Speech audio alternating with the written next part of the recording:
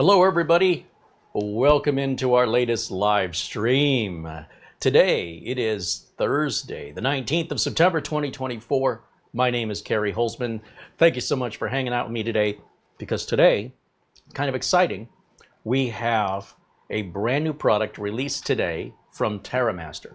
Now TerraMaster has decided that today would be the day they introduce their new product line. So not just this unit, but several others, from regular traditional hard drive network attached storage to enterprise level network attached storage across the range, and including this new unit from TerraMaster, All SSD NVMe 8-bay network attached storage. So we'll take a look and compare it to, let's say, the QNAP that we've worked with prior, and the QNAP was just a 4-bay, so this has twice as many as the QNAP. QNAP's got another one that we've never reviewed. It's too pricey for our budgets. And then ASUS Flash Store, both the 6 and the 12.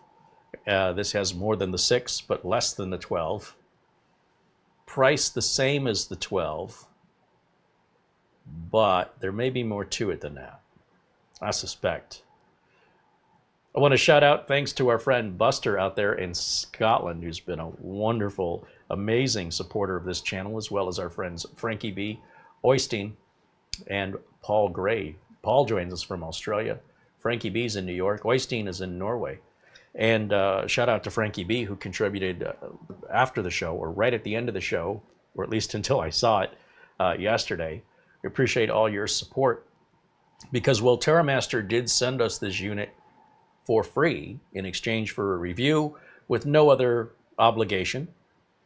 We agreed we would do our best to air it today on release date, which we are doing and accommodating their request. But we still have to populate this with 8 NVMe drives if we want to fully test it. Now, of course, we could just put 3 drives in it, but that doesn't really show you the capabilities, right? So the full capabilities. So what I've done is, using your contributions, your memberships, we went out, we bought a couple other NVMe drives, and I've retired, for now anyway, the Flash Store 6 and took all the NVMe drives out of the Flash Store 6. As you can imagine, these get quite expensive. They're 4 terabytes each. So those are the 6 out of the ASUS Flash Store 6. These ran me probably about $250 a piece. So that's 4 of these is $1,000, $1,500. Then I had to buy 2 more. That's unfortunately the Team Group NP34, which is what I was buying. Those are no longer manufactured. But I did find this other manufacturer of budget NVMe called FitWatt. They're also 4 terabytes. And in a NAS, NVMe SSDs shouldn't necessarily have to be the same make and model. They're all going to run at 1000 speed times 1. There's no reason getting a Gen 4 drive that'll be more expensive potentially and run hotter when you're only going to get 1000 megabytes per second out of it anyway. But you might think that sounds slow, but if you've got 1000 happening simultaneously across 8 drives, that's 8000 megabytes per second. And that means if we have a 10 gigabit port on here, we're still not capable of providing and saturating that 10 gig port. Mathematically, 8000 minus 10,000 leaves 2000 on the table, which, if this is only running at 1000, as most, as far as I know, all NVMe drive NASs do at this time, then we're going to see better than 2.5 and better than 5. But theoretically, we should not be able to fully pull all 10. In fact, I'm not aware of an NVMe drive that can pull all 10. I don't think one exists yet. This is still very early development, right? We're still in the, not development, but we're in the generation 1, essentially. This is TerraMaster's very first NVMe NAS. QNAP has 2 different models, but they both only hold 4 or 5 NVMe drives. And ASUS Store has the Flash Store 6 and Flash Store 12. And that's it. They're all generation 1 products. When we look at traditional hard drive network attached storage, those have been around years and years and years. I can't even tell you what generation they're on. So anytime we're dealing with a first generation product, you have fewer things to choose from, fewer options of, like in this case, I can name them off one hand, right? That you can choose from is an NVMe NAS, at least from the big manufacturers. There might be some Kickstarters or other things out there, but companies like Ugreen, which really haven't developed and evolved their operating system. And of course, you can always put your own operating system on these home lab NASs. I'm talking about stuff that's packaged in a box, ready to roll, ready to eat, if you will. All you do is slap drives in it. Now, some require tools. This one is supposed to be completely toolless. That's what you want in a business. You want to be able to get in and get out, and you don't want anything to prevent you from doing your job, like I don't have the right tool, I have to leave and go get it, and the whole business is down while you're going to get a tool or locate a tool. Find it. It's here somewhere. Supposedly, this is all toolless. We're going to check that out. Welcome in, everyone. I see a lot of familiar faces joining us in the chat today. And as you can see, we've got our Deco BE95 set up. Mara got this all configured yesterday. Our speeds have doubled. I verified it. We went from a maximum from this unit to the other unit, which is wireless, the way they communicate. We call that the backhaul. The ET12 from ASUS is 2 years old.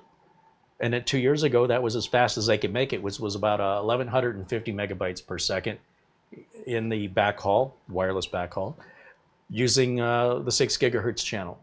Now we have 2 channels on 6 gigahertz, doubling that 1150, and that's pretty much what we're getting. We're getting around 2,300 and change, I want to say, somewhere around there.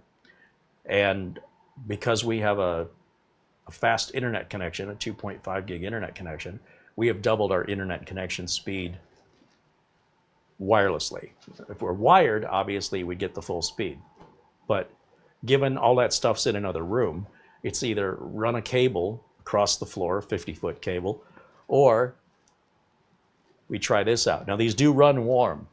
You definitely don't want to put them on carpet. So far, we're out of the gate. We're good. Everything looks good. With regards to the random dropping that was happening, I think it may be the network card or the network card driver in my streaming computer. So what I have done to temporarily test this is to just grab a very inexpensive, I know I've got one around here somewhere. Where did I put them? USB to Ethernet adapter, right? They have them in USB Type-C, USB Type-A, 1 gig, 2.5 gig, 5 gig, even 10 gig are available.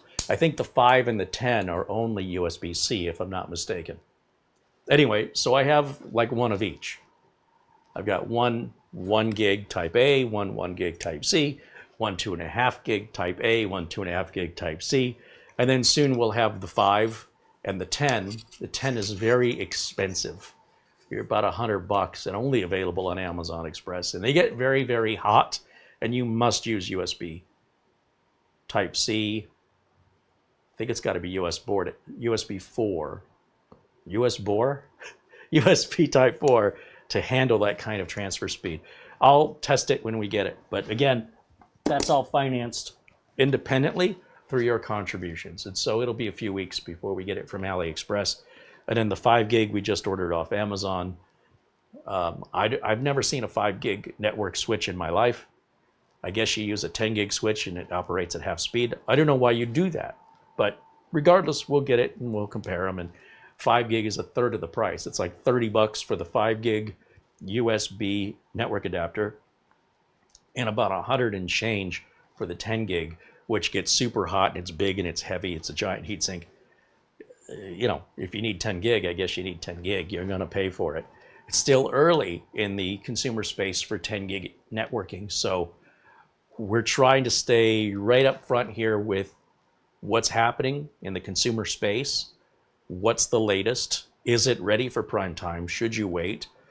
That's ultimately your decision. I'm just here to provide you the information, the pros, the cons, the prices, the heat, the ports that are required, the types of cables that are required. If you want that kind of speed, you can have it. Just open your wallet, give you whatever you want. All right. I was saying hello to everybody in the chat. We see, of course, Mara's there. She's our channel. What is her role? Channel. I need a channel. I need a title for her. Well, we'll come up with something. Planet Cryos contributes $2 in Super Chat. Thank you, Planet Cryos, for your continued support and friendship. Frankie B says hello. Welcome in, Frankie. Says he can't stay. Well, we'll catch you. We'll catch you hopefully soon. Mark Gaines, another very generous supporter here and member of the channel, joins us from Northern Ireland and says hello. There's Lou Greeny out of Vermont saying hello. Andy Kane saying hello. And I'm not going to go through the whole list, but welcome in everybody. 3D Everything. All my friends in green, all my friends in... they're not white anymore. What happened? They turned to a gray color. Patrick Manny just renewed his membership, now a member for 28 months. And again, it's because of our members and our supporters that we're able to bring these videos to you. Because, well, TerraMaster sent me the $800 drive. They didn't send me $2,000 worth of NVMe drives to test it. They didn't send me any. So that's on us. And without the NVMe drives, it's really hard to test it. All right. And we'll see how the stream goes today. Hopefully we won't have any dropouts anymore. And so far, like I say, the BE95 is double the speed of the ET12. That's not to say anything bad about the Asus ET12, because they couldn't have done this 2 years ago. Asus couldn't have. And I think Asus does it now with the BQ12. But I wanted to try something different. And we still might try the BQ12 later, but only if I can get Asus to send it to me for review. I'm not going to spend another $1,500. I can't. It's just not there. And not only that, why would I need to if I'm happy with this? We'll see. We're using it live, and this is what's connecting me to you right now. So if you get any buffering or dropouts, that's probably the fault of it. We're hoping that won't happen today. So we'll keep an eye on that, because we do broadcast live, unscripted, unrehearsed. So we get what we get. We're going to take a look at the product page for TerraMaster just to see how they promote this. And we'll compare it with whether or not it meets their marketing materials. Sometimes some companies are a little bit generous with their interpretation of what the device can do and what it's capable of today. We've seen Intel do that with things like RAM bus RAM and Optane, and they swore how fast it could go, and then when it was released, it didn't go anywhere near as fast, and then the marketing company was quick to correct, no, that's how fast it could go, theoretically, right? It's like introducing USB 1 and saying, well, theoretically, this can do 40 gigabits per second. But today, it's only 1. You're like, so you got to wait for USB 4. You have to wait for USB 2, and then 3, 3.13. They will get there. In the case of Optane, it just didn't stick around long enough for that development to take place. Good riddance. Anyway, let's go see the way TerraMaster promotes this. I hope it's not the Intel way. I'll try to say. Turn on my screen capture, and let's jump over there and see what we got. Again, this is just released officially, publicly today. It's called the F8 SSD Plus. It's an 8-bay SSD, so solid state drive, NAS, network attached storage. It fits in the palm of your hand. It's an 8-core, 8-thread Intel N95 processor with a 32 executable unit GPU. 16 gigs of DDR5 is installed. It's got one 10 gig LAN port, and that's it as far as LAN ports go. Your M.2 NVMe slots, you have 8 of them. And it has an HDMI output that can stream out or hardware encode at 4K. We've got, let's see, it's powerful, it's compact. Oh, it's quiet, only 19 decibels. An 8-disc NAS has never been this quiet. So they're comparing themselves to other 8-bay, I wouldn't call it disc, but okay. I guess it's a disc, but they say it's, so 19 dB is whispered, like you wouldn't be able to likely hear that unless you're right up against it. Of course, the 10 gig Ethernet port will run at slower speeds. You don't have to use it at 10 gig. If you plug in a 2.5 or a 1, it'll configure down, no problem. So no pressure. You just won't be able to take advantage of the higher speeds until you upgrade your router or switch or network card in your computer, or all three, including the cables. would have to be Cat6a for 10 gig. We're going to talk more about networking speeds tomorrow as we demo the Synology NAS 10 gig upgrade and see what the difference is. And that way you can determine if it's worth it to you. But today, it's all about the TerraMaster NAS. We're not focusing on the network speed today. Okay, introducing the F8 SSD Plus, the industry's first custom-built 8-bay All SSD NAS designed specifically for small businesses. Now keep that in mind.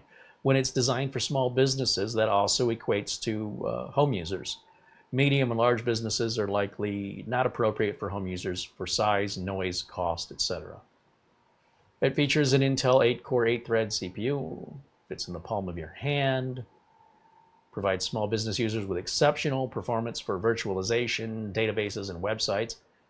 Domestic users, home users, will benefit from its remarkable processing speed and near silent operation as it provides the ultimate hardware solution for data backup and multimedia services.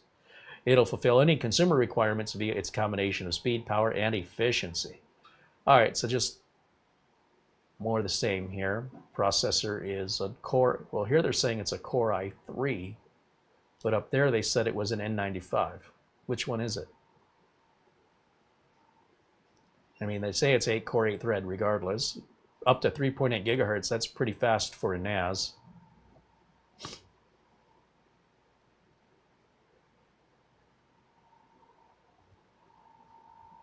Innovative active cooling design features upper and lower convection. Each SSD is equipped with a heatsink. Additionally, all silent fans and other efficient cooling features. It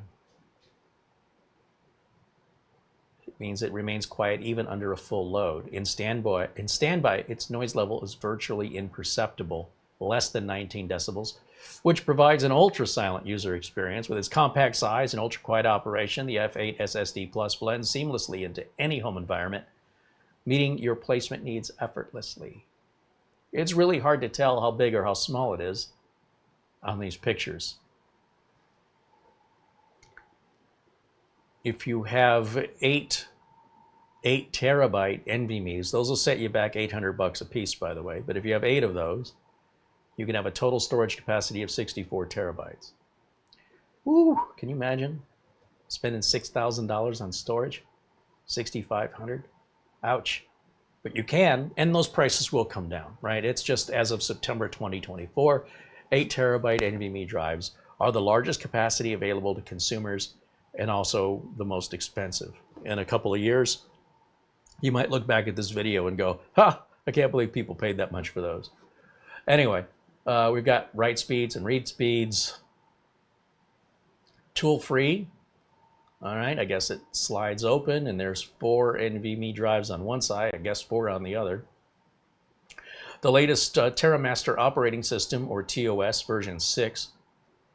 So you don't have to load your own OS on there. I suppose you could if you wanted to, but I wouldn't want to. You know, home lab users could build their own.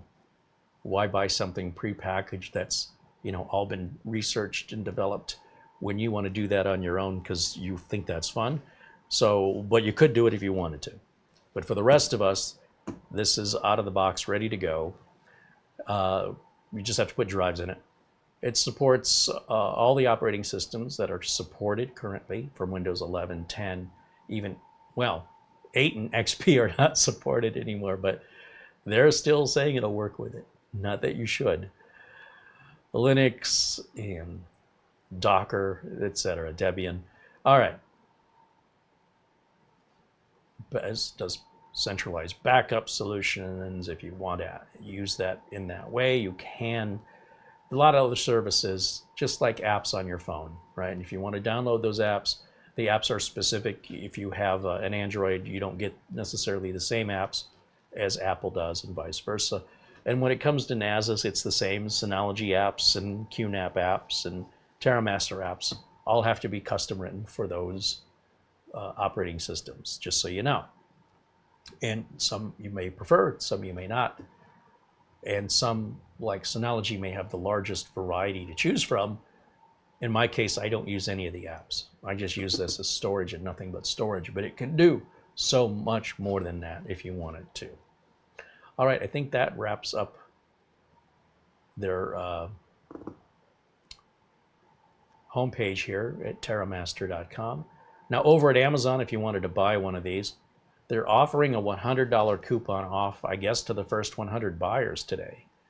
So it'll be $6.99 as long as those coupons are available. They don't tell me how many are left, do they? So if you buy it from Amazon, you have 30-day free returns. If you ordered it today, well, if I ordered it today, I'd get free delivery Saturday. So free two-day delivery, it looks like for me. And I could apply that $100 coupon right now. It's available. And of course, we have the same marketing photos on the website that we saw. Now, these are a little different. Okay.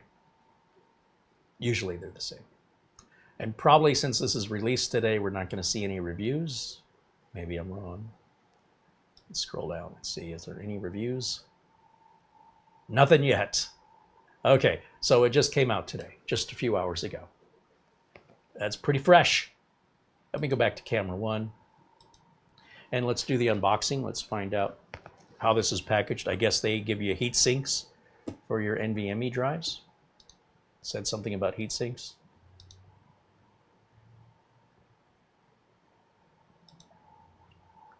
There we go. All right. Just set that aside. All I did was take this out of the box in the cellophane. I think it had cellophane around it, but this is my first time unboxing. We're saving my real genuine expression for the camera. Whether I'm impressed, unimpressed, or disappointed, my face doesn't lie.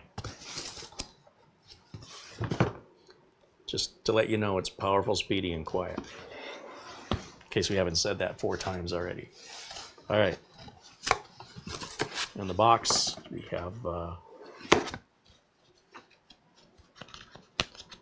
they sent me a card.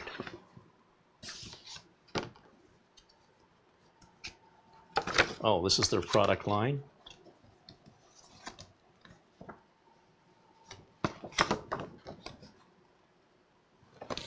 Okay, and what's this? Limited discount, 20% new fall arrivals. Ooh, we got a little discount card here.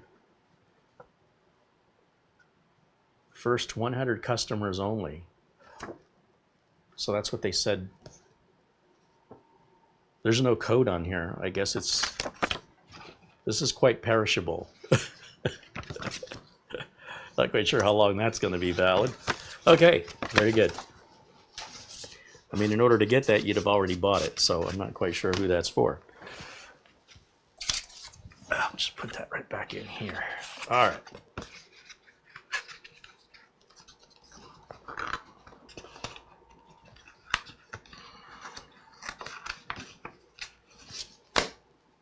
Oh, I got another one. This one is the user manual.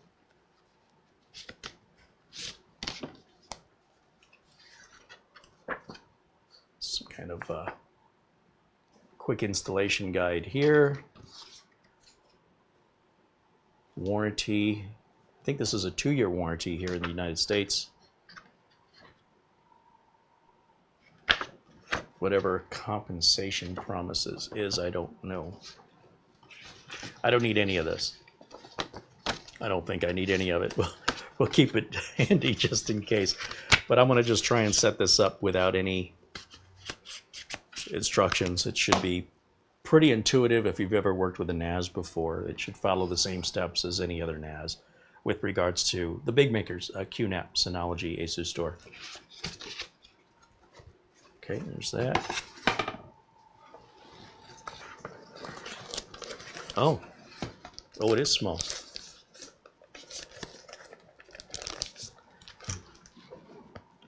Where's my scissors?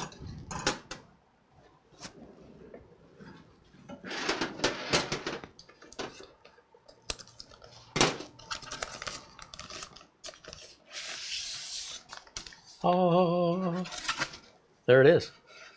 Compared to a Gatorade, it is pretty small. Now it's got some rubber feet on it with fans. You don't want to put this on carpet and block those fans. So those rubber feet are there to give it a little area to breathe. On the back, we have a USB Type-C, 2 Type-A's, our 10 gig port, an HDMI port, a power plug, and a thumb screw. Let me bring it up and you'll see it closer. Let's get up here. All right. What am I crunching on? I'm stepping on something I shouldn't be stepping on. Okay, there's this front, sides, top. Looks like a power button right there on the top. Fans, feet, rubber feet, and thumb screw. Power, HDMI if you want to hook it to HDMI. 10 gig, up to, I should say, 10 gig. It could be 1, 2.5, 5, or 10. 2 USB, looks like USB 3, not sure what version that is. Type A's, and then a USB Type C. It might say what it is right on it.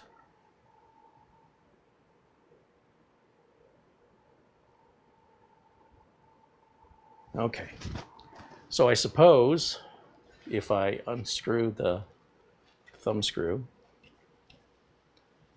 this is probably a bad idea to do this while I'm standing up over the floor here, but how does this come out of here?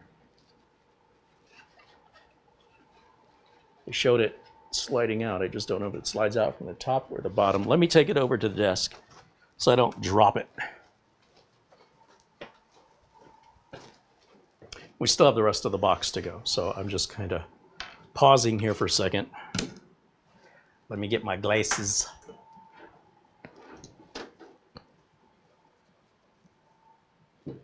Okay. Again, I'm trying to do this intuitively. If the screw was there, it probably goes out that way, out of the top. Aha! I'm so smart. No, that's a good intuitive design. That's how it should be. It shouldn't have to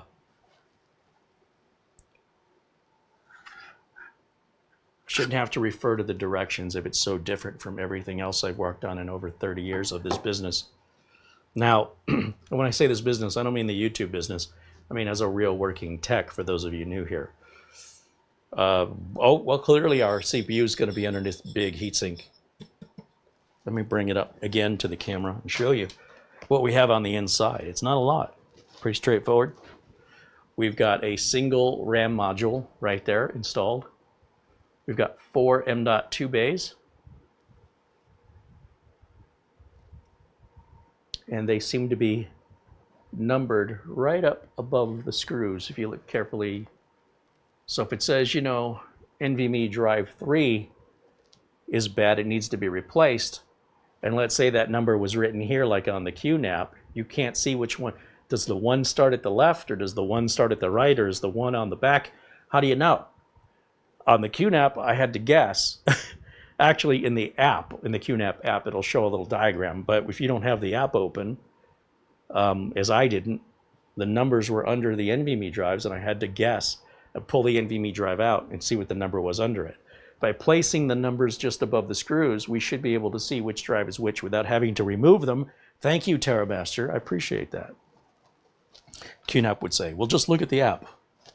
I wasn't looking at the app because I'd never seen that required before from any of your competitors. So in any event, I like how they numbered it. And then on the back, once again, we've got the 4 other NVMe drives, CPUs on that side. That's all there is to it. That's it. It's really simple. It is not toolless, however. It said it was toolless, but there are screws that hold the NVMe drives down. They're not the quick release like we see on the flash store or even on the QNAP. We have to get a screwdriver and take those screws out, for better or for worse, right? I mean, on the one hand, you saw me struggle with the external NVMe enclosure that had the little quick disconnect that fell on the floor and I couldn't find it. I did eventually find it later. My point is that sometimes I prefer the screws because it just secures them, and it's standard across the board if you're doing motherboards and things, although newer motherboards also have the quick disconnects. This would probably be easy to upgrade if TerraMaster decided to offer that in the future, like a revision of this. That would be a simple thing to change out. It does mean that if you're in a business environment and this goes down and you have to service it, you're going to have to disconnect everything. You're going to have to shut it down, number one. You can't do this hot swappable because all the cables would prevent this from sliding out of the enclosure. So all the cables have to come out. Then you remove the thumb screw. That's toolless. Great. Slide it out. Find your bad drive. Make sure you have a small enough Phillips head driver that fit into those tiny little M.2 screws. Remove it. Take the heatsink off of it. Put the heatsink on the replacement, pop it back in, screw it back down, slide this back in, thumb screw back on, all the cables back in, fire it back up.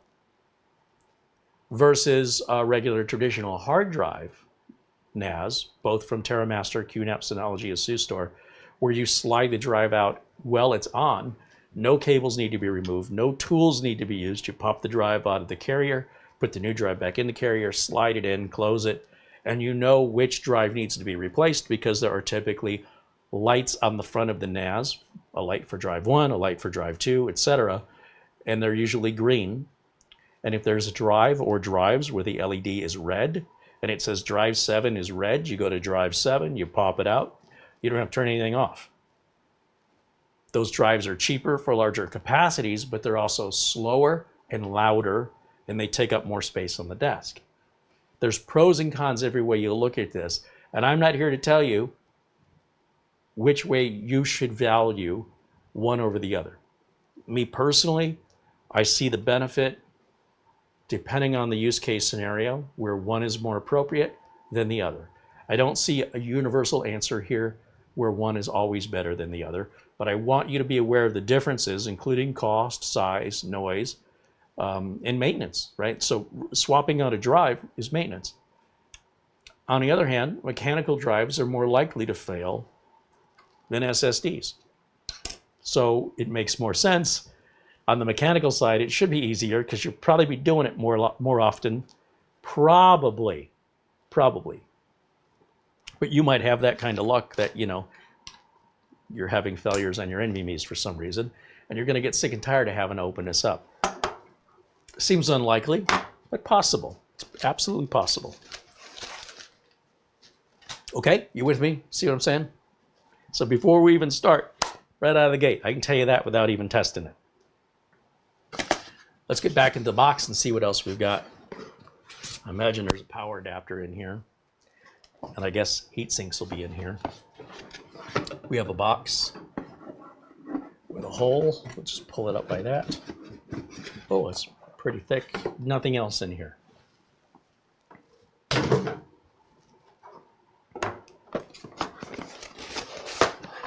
In here we have, it's in the way.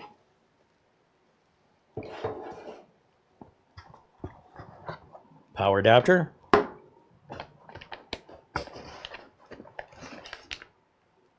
Ethernet cable.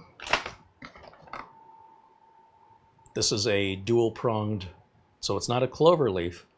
It's a dual-pronged, there's a name for this. I can't think of it. Someone in the chat will probably tell me. I'll bring it up to the camera and show you. You may not be able to see it that well.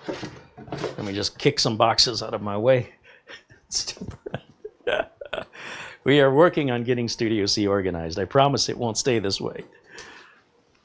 All right, that's the end of the cable. That has a name. Okay. It's all right, it's good for me. Dexterity to step around all this stuff. So we're going to need this power cable, and we're going to need this power adapter. We've got, oh good, we've got a couple of spare M.2 screws in case you drop a few. We got a tiny useless screwdriver here, but I guess it's better than nothing. And then finally we have, what is this? These must be heat sinks, because that's all I can think of. Yeah. 1, 2, 3, 4. 1, 2, 3, 4. Heat sinks and thermal pads. That's exactly what that is.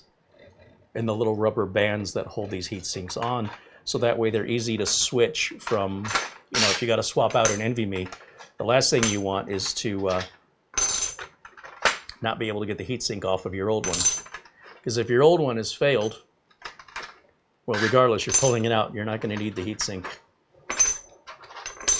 on that unit anymore, right? And if you're taking it out for some reason. So let me just put this back, but then I'll get this box out of my way and we can start to, I guess, put the heat sinks on the SSDs and then the SSDs into the NAS and then put the cover back on, plug it in, turn it on, and we'll go through the initial setup and configuration.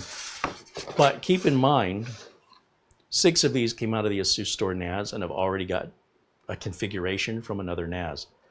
So this isn't going to be like setting it up with brand new drives. I imagine it'll probably tell us it looks like these drives are, there might be something on them. Are you sure you want to do this? Versus a new drive, it probably wouldn't give you that warning. I don't know, but just, this may be different because 6 of the 8 drives are used and have not been wiped. We're going to wipe them when they go in here. Okay, clear? Any questions?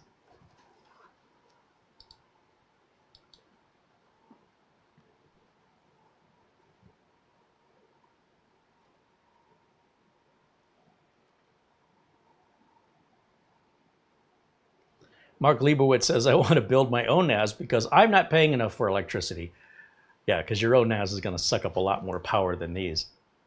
And I'm not, and I have an irresistible urge to reinvent wheels. Yeah, I don't know why anybody would do that other than they think they're keeping something out of the recycle bin, but what they're really doing is making it worse for the environment because it requires so much more power to operate. Plus you need a monitor, a keyboard, mouse. I don't know why people do this stuff.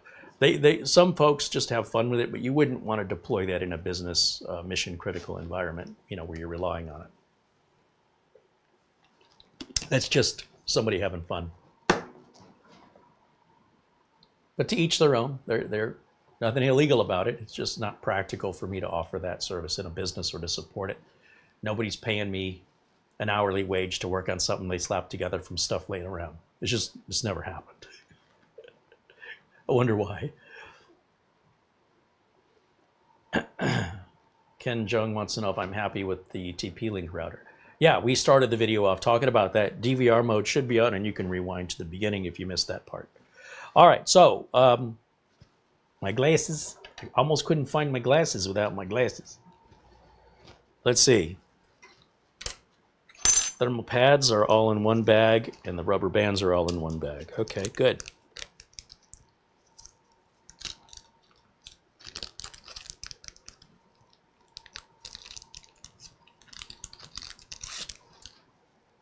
One, two, 3, 4, 5, 6,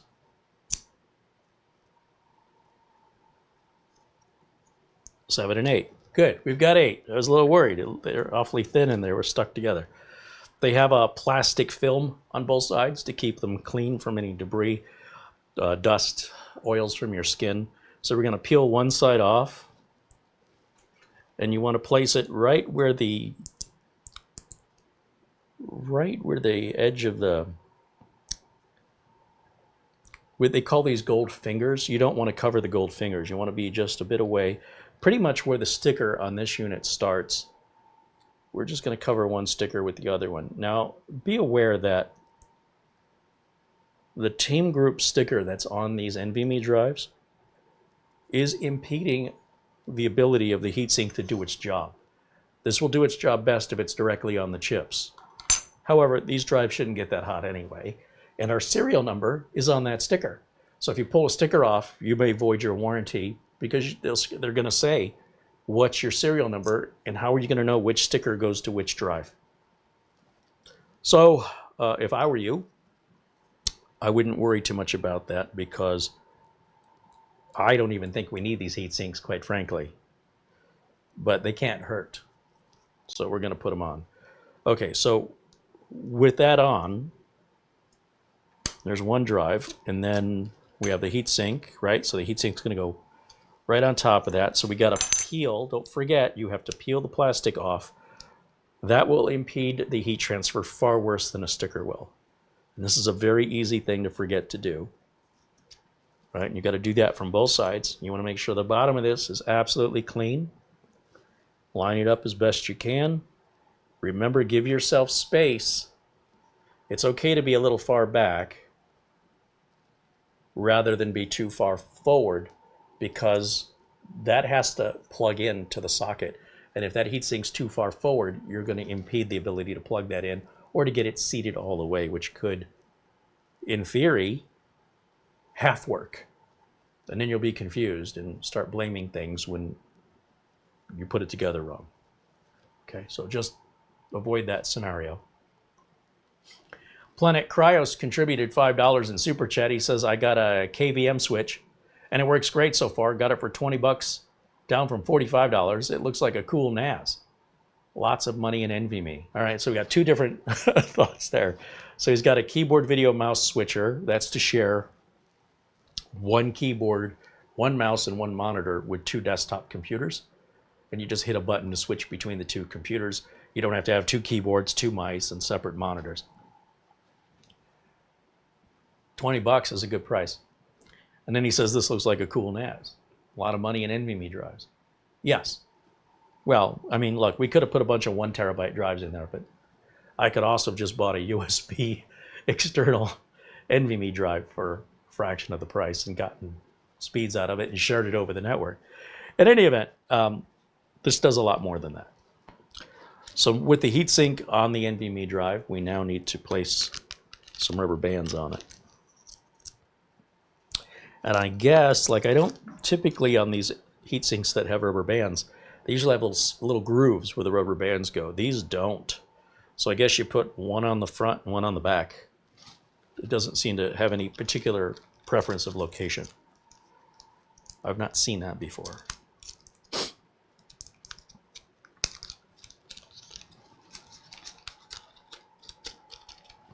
Okay. Get that there. Thank you, Planet Cryos, for your contribution.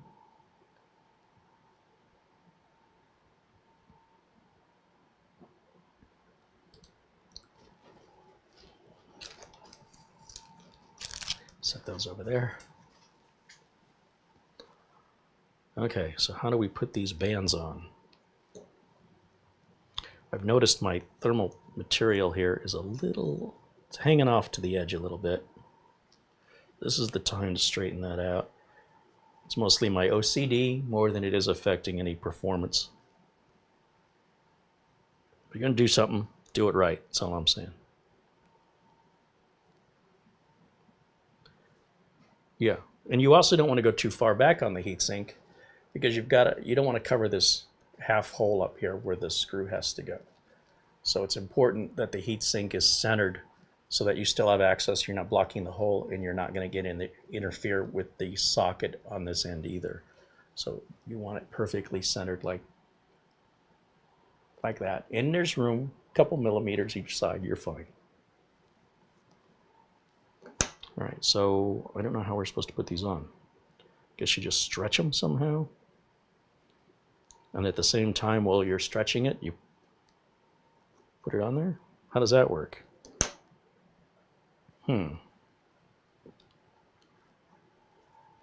Keep in mind, these are double-sided NVMe drives. They have chips on the other side. So our rubber band is going to contact those chips, which I'm not a fan of. It's not going to hurt anything in theory, but it could make this drive thicker and it won't sit properly. I hope there's enough. I hope the socket is raised enough for clearance for that. There's one way to find out. You know, an 8 terabyte NVMe drive would be even thicker, at least in 2024. As they increase the density of the chips, they may require less chips and may eventually be one-sided. But then you're going to want the 16 terabyte, which will be double-sided. And so it goes around and around. So I'm trying to figure out how do you stretch the rubber band and place it on there. There's no tool for this. This is not ideal.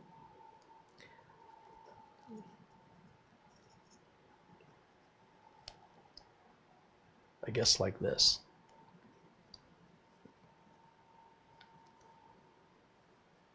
Yikes. That sits right on top of the chip. You see it okay? And then we'll just add one to the other side so we have equal pressure across the top of the NVMe drive. And then we've got to do this 7 more times.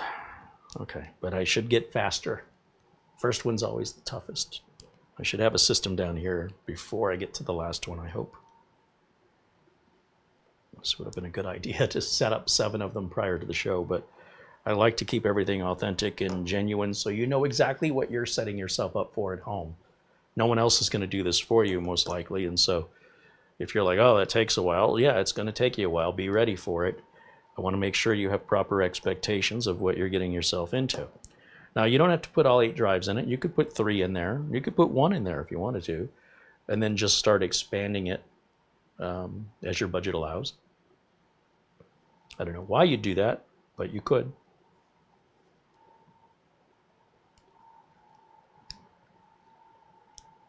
Okay. That's true of all NASs. You don't have to fill all the bays. The problem when you do it piecemeal like that is you might find, like in my case, they don't make this drive anymore. So when I wanted to buy 2 more, I can't. They're just simply not made. That's not the end of the world, but I sure would have preferred if they were all the same. Okay, 1 down. Start on the next one. In the meantime, if you have questions, go ahead and ask them in the chat, and while I do this, I'll multitask and do my best to provide answers. We're just going to repeat what we've already done, so I don't think I have to keep going over what I'm doing. You should be able to see what I'm doing and understand why I'm doing it.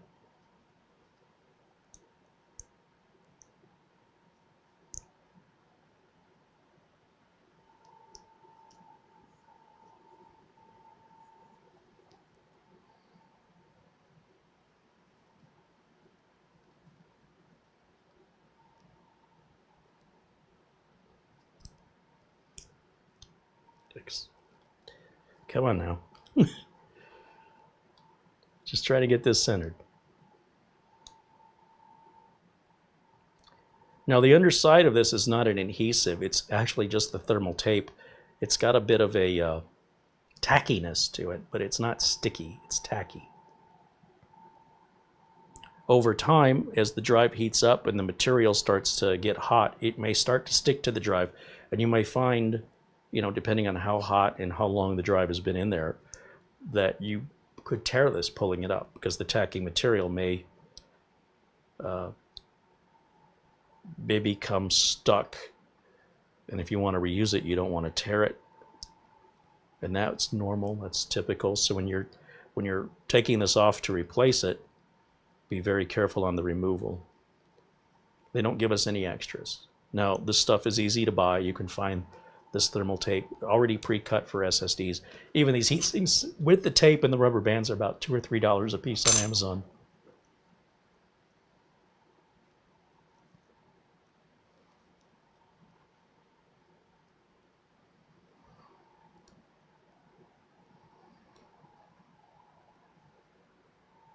And if I could peel the plastic off of this, that would be great.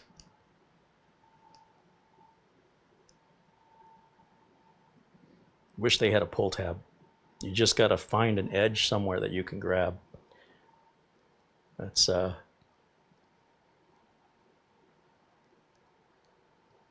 detail that we will all deal with if you have a heatsink kit like this that I'm not sure many other reviewers are going to talk about. They'll just have it installed and say, here's how it performs, which isn't very helpful. It reminds me of a Steve Martin skit back in the 1970s called How to Be a Millionaire. Step 1, get $1 million. Thanks for the help, Steve. So while this may not be the most exciting video to watch, This is what you're going to deal with if you go this route. The good news is you should only have to do it once, at least for a while. And even with my glasses on, I cannot find an edge to pull that plastic. Oh, wait, I might have got it. There it goes. Oh, come on.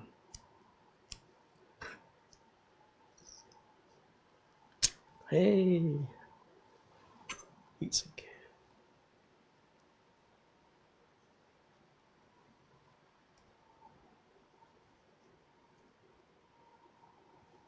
That looks good, nice and centered.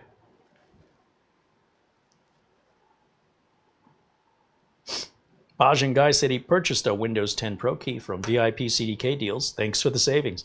Right on. Glad to save you some money and get you a legit product key that's guaranteed to work and guaranteed to be legit. Guaranteed it's not stolen. Guaranteed it's not fake. Yep, guaranteed it'll work. So the trick is getting the rubber band started. I get it started on one side, then pull it across. And then I move it down, scooch it down a little bit. And if it's got a twist in it, I take the twist out because, again, that twist adds a little more depth to the thickness. And we want to make sure we can seat this okay. In fact, I should probably just check that fitment right now, because if it's too thick, oh, we got lots of room. That's no problem. Lots and lots of room. On some motherboards, we've seen, especially on the mini PCs, very shallow. And so it's not a question of whether or not it can work with an 8 terabyte drive with regards to capacity. It's whether or not an 8 terabyte drive will fit in there because it's so much thicker. And in most mini PCs, it will not fit. It just won't sit flat. And therefore, you can't secure it. In this case, they've already thought of that. So we appreciate that.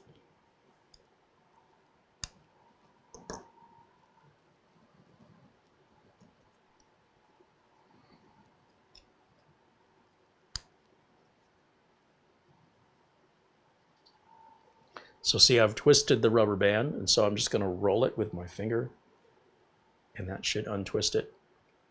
Get it nice and straight so it's pleasing to the eye, and all of our pressure is equal across the entire heatsink to the surface of the drive.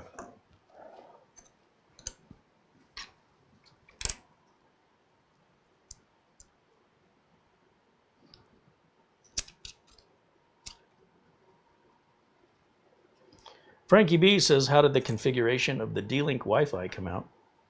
Well, we don't use D-Link here, Frankie. I know you meant TP-Link.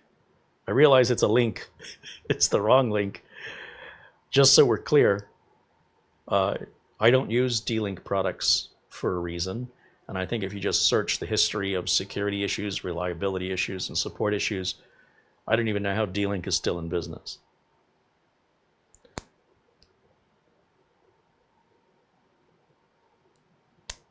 I see Mara has answered your question. And without the support and generosity of viewers like Frankie B, we wouldn't have been able to purchase that. So a shout out and a super thank you to Frankie, of course, as always. Hey, I got that a little quicker, little bit quicker.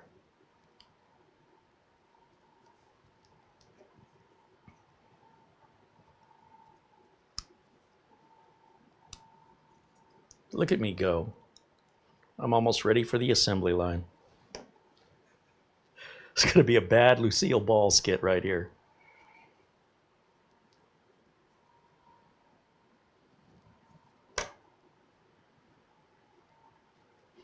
Not to imply Lucille Ball skits were bad. If I did it, it would be bad. If she did it, it would be genius. Just so we're clear. All right.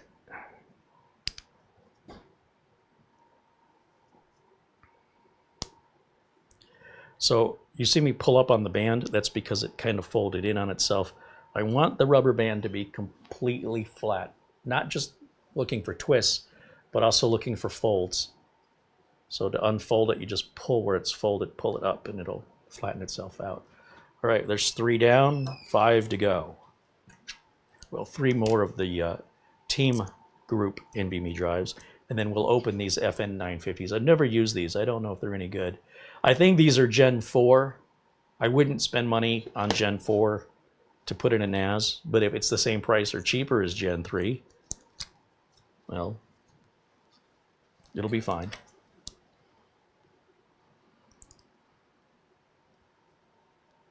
These team groups are Gen 3s.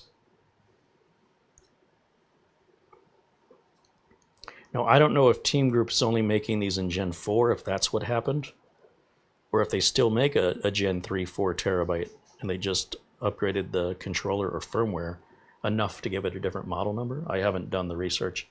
I don't care that much about it, but in time, I can expect Gen 3 drives just won't be made anymore because the parts will be more expensive than Gen 4 based on scale, right? Based on how many they're making and selling. But again, you can put Gen 4 in here, it's fine.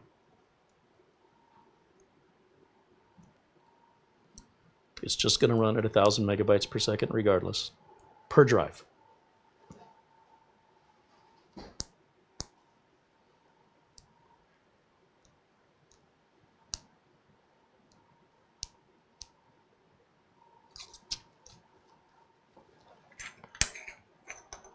Gregory Howard with a $10 super chat says, hello, Carey, Mara, and everyone in the chat. Snap ring pliers would work. Would work for what? I have snap ring pliers. What exactly would I be? Oh, you mean for the rubber bands. Oh. Yeah, you know what? That's a good idea. I don't know where my snap ring pliers are. They're here. I remember moving them. I just don't remember where I put them. This is fine. I'm making this work. This may actually be faster than snap ring for me. See how easy that was? Simple.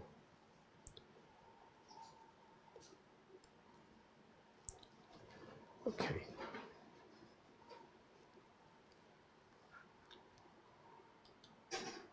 I'm a little slow sometimes, Gregory. Not all the time.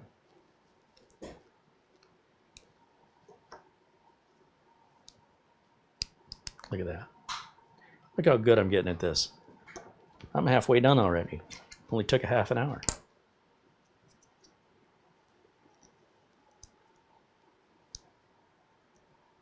Was that sarcasm? I don't know, was it? Sorry, I just cracked myself up.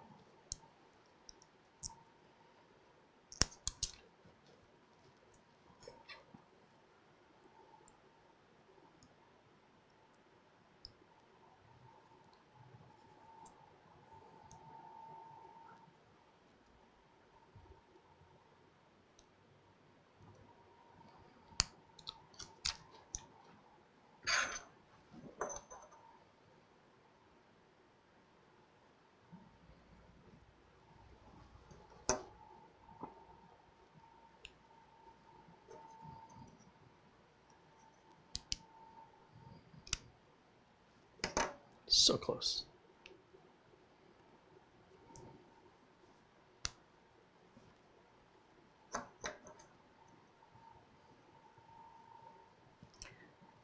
There we go.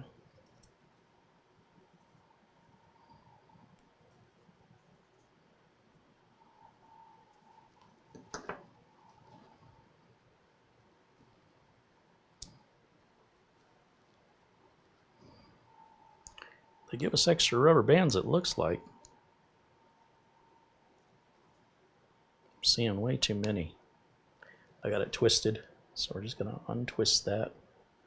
Which way is it got to go?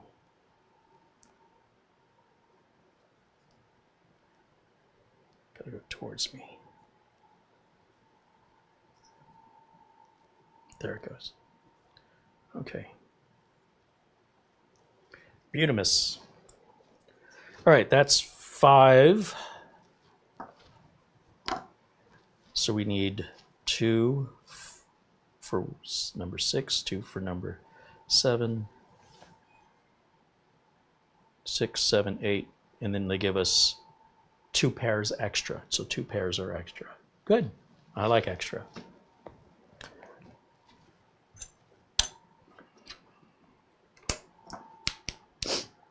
Charlie Purdy with a $20 super chat says, does it have its own RAID array or will you use 5 or 6? Well, on all NASs, Charlie, the whole point of the NAS, as far as my opinion goes, is for multiple drives. And when you have multiple drives, you can choose how you want them configured in RAID 0, in RAID 1, in RAID 5, or in a RAID that is proprietary to the manufacturer, such as Synology has the SHR, which is Synology Hybrid RAID, which is a little more feature-rich than a standard RAID 5. And then the number of drives that you have, you may want a RAID 1 and a RAID 0, or you may want a RAID 6, or you may want, you basically, you decide. In most cases, almost universally, I will choose RAID 5 for all my customers, but on Synology, I will use the SHR. They have an SHR 1 and an SHR 2. I go with Synology Hybrid RAID 1, which is just basically an enhanced version of RAID 5. Why wouldn't you want the enhanced version? And that enhanced version allows you to change drive sizes and grow your RAID array without having to completely rebuild it. With a regular RAID 5, you wouldn't be able to do that. You also typically get to choose your file system, whether you want ext4, which is a very old Linux-based file system, or the B-tree file system known as BTRFS or Butterfuss, which is a far more advanced system that prevents corruption. It's more efficient. And for me personally, I don't want to even employ a brand new NAS. If it doesn't support BTRFS, I'm not interested.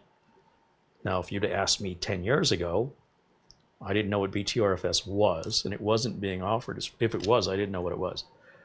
These days, more NASs by default have BTRFS. If you're buying a very budget-oriented NAS, like for a while, and I don't know if it still stands, but the cheapest 2-bay Synology did not support BTRFS. So that's a deal breaker for me. That's just my personal requirement. Far more reliable, far more optimized. It's newer. You know, you want to use the old ext4, that's proven, but it's old, you know. It's I don't want to put an old file system on a new NAS. It doesn't make any sense to me. But we'll configure this as a RAID 5, and we'll see if TerraMaster has their own RAID 5 version. Pretty much going to stick with the defaults. When we set this up, the TerraMaster operating system, unlike FreeNAS or Unraid or any of these other free RAID programs, RAID operating systems, you got to be kind of technical to use those.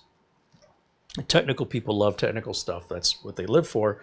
Regular people who aren't technical hate that stuff. So, they hate it so much.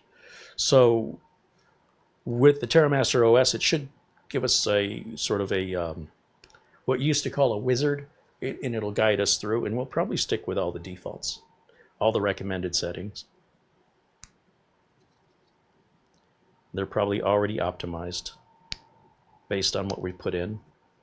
It should offer us, the wizard, as we used to call it, should offer us a configuration that is most likely the configuration we would want anyway. Okay, 1, 2, 3, 4, 5, 6. Now I got to open these up. You know, I haven't cut the tape on these. Thank you, Charlie, for your contribution and your question.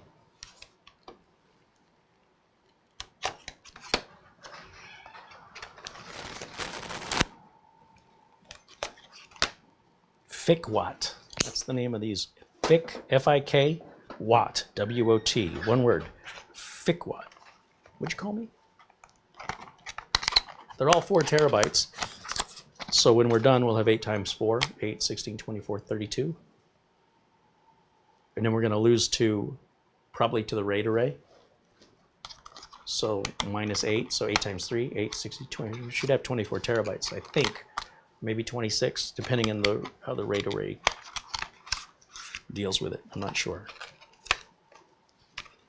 These come with little screws and a little useless screwdriver.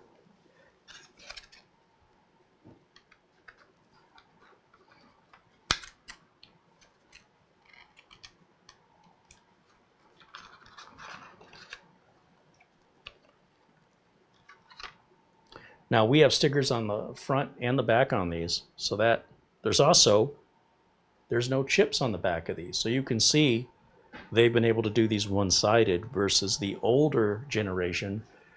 The density of the chips was such that they required 2 of the chips on the back. The density of these, they were able to put all the chips on the front. And the rubber band it's not touching any electronics. It's only going to touch the stickers, but the sticker is preventing optimal heat transfer to the heatsink. The good news is we could take the top sticker off. Oh, this isn't a sticker. This is a little heatsink. That's exactly what that is. So the serial number's on the bottom sticker. So if we decide to take this off, it's a very thin metal and it's glued on. My instinct says let's just leave that on, because what if we want to repurpose this somewhere else and I take the heatsink off of it and this is all bent up and damaged when I take it off? I'm going to have to put my own heatsink on it if I even remember to do that. So I'm going to put a heatsink on top of a heatsink on top of a sticker, which is, it's still going to work as a heatsink, don't get me wrong. It's going to improve the cooling. It would improve it better if it was directly on the chips. I think we'll be fine. Honestly, with that heatsink on there already, FICWatt has determined that's all you need, but to keep everything the same, we're going to go ahead and put it on anyway. So a heatsink on a heatsink. Now, if you were to buy a 4 terabyte drive that already has a heatsink on it, you should have enough clearance in here that should work just fine. You don't have to use these, right?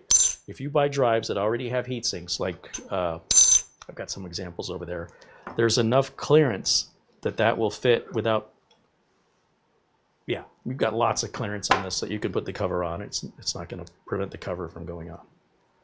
So again, kudos to the engineers who designed this for raising the socket up high enough to allow for chips underneath, but also keeping the socket low enough that if a taller heatsink were installed, it wouldn't prevent any installation issues. Well designed, TerraMaster. Well done.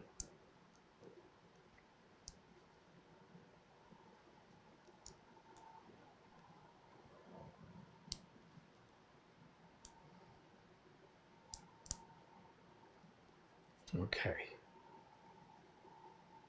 Come on. Come on. There it is. When we do this, you'll also notice that you'll see me kind of pushing down. I want to make sure there's no folds or bubbles in this, because again, anywhere that it's not completely level, you're not going to get a good contact with the bottom of the heatsink. And then that, again, it's still going to work. It's just not going to work as well. So I want to make sure it's completely flat and there's no bubbles in it. And we just place the heatsink on top. I always remember to take that darn plastic off of the thermal pad. Boy, I really wish they had pull tabs. The pull tabs would do 2 things. 1, it would make you aware you need to pull that off. And 2, it'd make it a lot easier than trying to find a seam. Every time I pick this up, it slides. All right, hold that sandwich there. No, I need a third hand.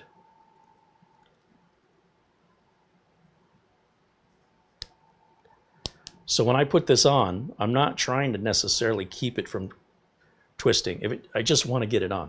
Once it's on there, I can untwist it. That's a secondary thought. So the reason I brought it up is as I was putting it on there, I could see it was twisting, and when I let it go, it untwisted itself. I was prepared to untwist it. I didn't need to. That's the easy part. It's getting it on, getting the rubber band on. So that's a skill. Oh no.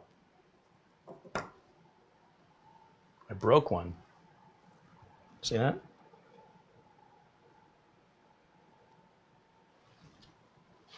I guess it's a good thing they gave us some spares. I didn't think I was going to need them this soon. Didn't feel like I was stretching that one any more than I stretched the others, but either that one was a little more brittle or I stretched it too much. I don't know. Was that my fault? Maybe. Let me be a little more careful.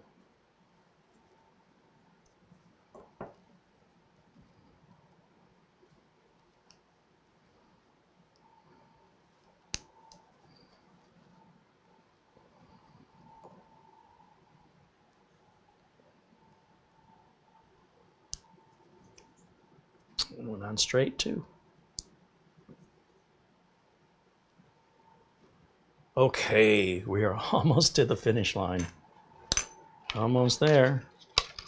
Almost there. Stay on target, Perkins. Stay on target.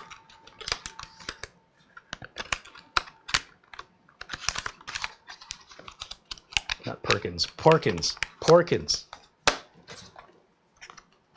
Let's call the fat guy Porkins. Great idea, George Lucas. Some of you know what I'm talking about.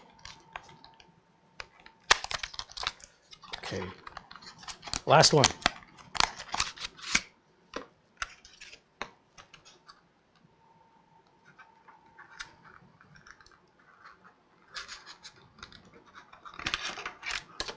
I hope these work.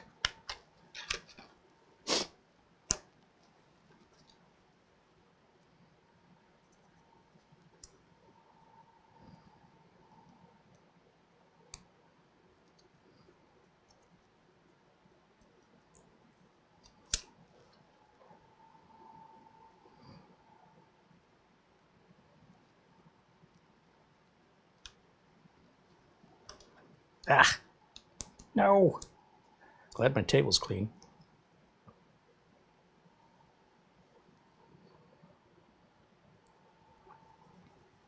Nice and flat.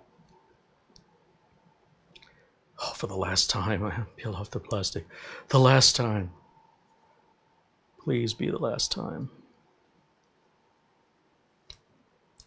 You see how that got all warped? So I'm going to take a minute to straighten that out. Don't stretch it. Lay it down gently. Still a little crooked. Pull that back up. Try and bring it on straight without stretching it. Start over. Without the plastic on it, it's not as rigid.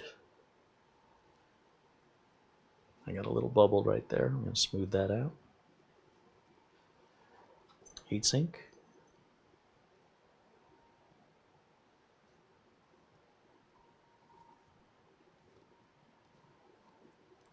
Maybe just a little bit. A little bit. Right there. Okay. Last two rubber bands. We're getting there.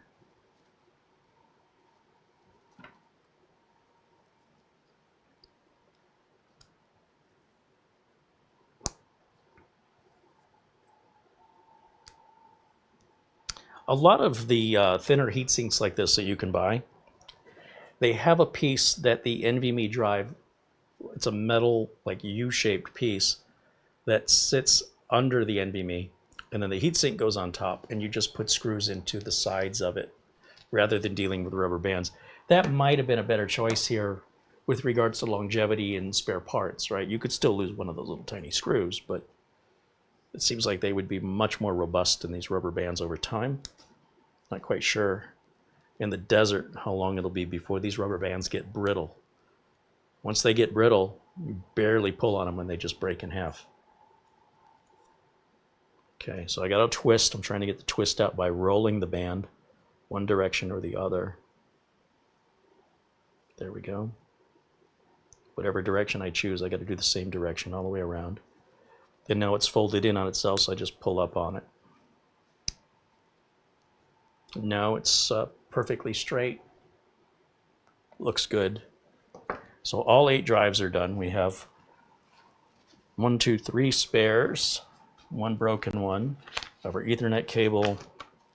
I have the box the NVMe drive came in. Get this out of the way.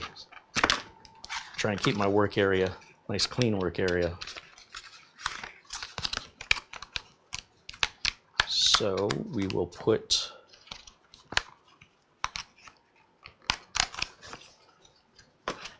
this stuff over here.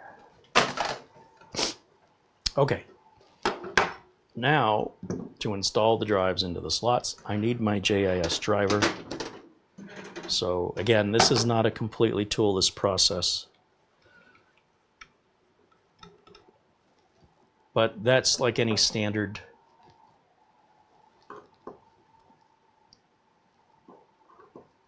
NVMe drive that you would plug into a motherboard. I'm going to start with these team group drives. Now, I'm actually on NVMe 8, 7, 6, and 5. I don't think it really matters which ones I put them in. So I'm going to just start with, you know what? I think I want to start with the team group. I'll make the last two these new thick watts. So those will go in 7 and 8. So I'm starting on number 8 just because that's the way I've oriented it. No, not on purpose. Doesn't matter. Everything's off. And it doesn't matter if I group them or mix them up. I'm just doing that for my own sanity. So 1 through 6 will be the original team group, and 7 and 8 will be the new thick watt drives. So if I have any problems, I can tell just by the number that fails how I would have installed it. And you can see that's just how they're going in, right? Now, I will say they're awfully close to each other. So if you were to buy a drive that has a built-in heatsink that's wider than the drive is, you may not be able to seat them close together. They may not sit. They sit very close together in here.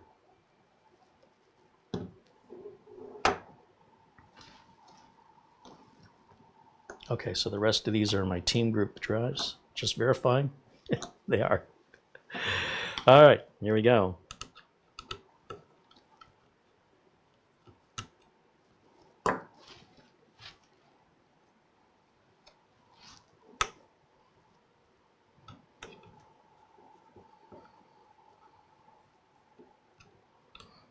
When you tighten these NVMe drives down, don't over tighten. That little screw should be snug and no more than snug. Once it's kind of stops, don't push it any further. Unnecessary. And you could cause damage to you could break the head of the screw off, or you could prevent the screw from ever coming out again. And for no reason. There's no benefit to over tightening. All those do is those just secure the drives into the socket. They don't provide any other purpose. We just don't want the drives falling out of there or becoming disconnected through moving the drive or vibrations or bumps.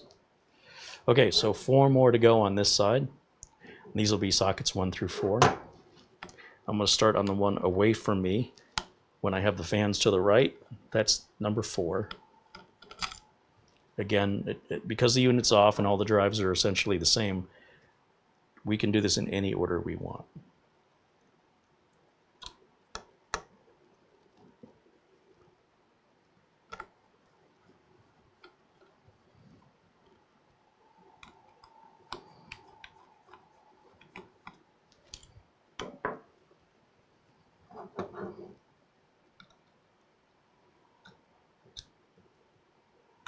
Yeah, the rubber bands are actually touching.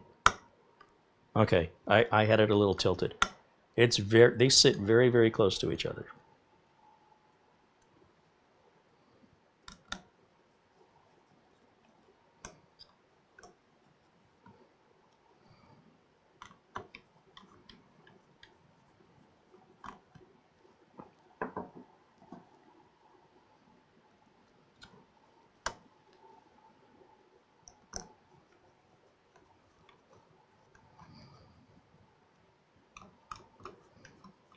Okay, last drive going in.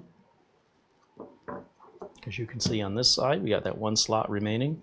And just as a reminder, everything's filled on that side.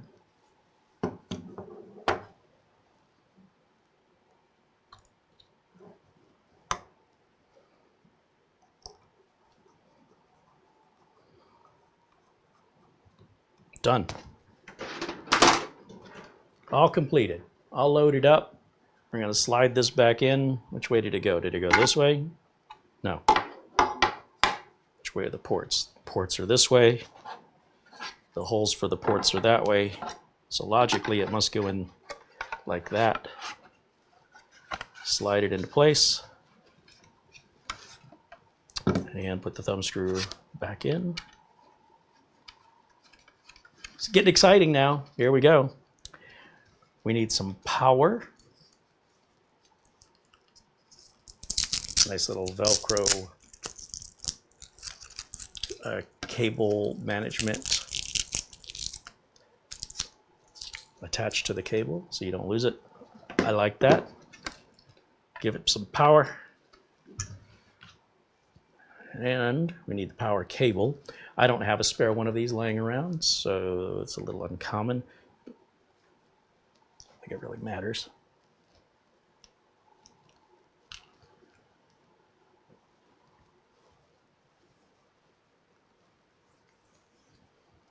I'll plug it in down here. That would be good. And we'll plug this in over here. And I'm just going to let that hang.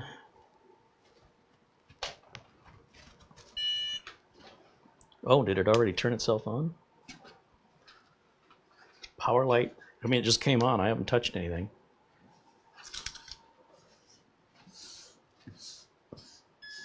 Oh, it beeped again. Beeped again. Beeped again. I don't know what that means. No idea. I should probably plug it into the network, though.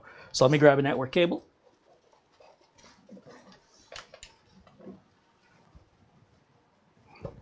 Let's plug it in. Now we have to find this on our network. So what I think I'll do is I'm just going to use the streaming computer here.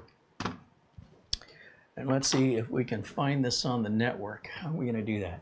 TerraMaster will make an app available. And that app's purpose is to help, well, one of its purposes should be to locate the NAS on your network. There's a couple different ways to do this.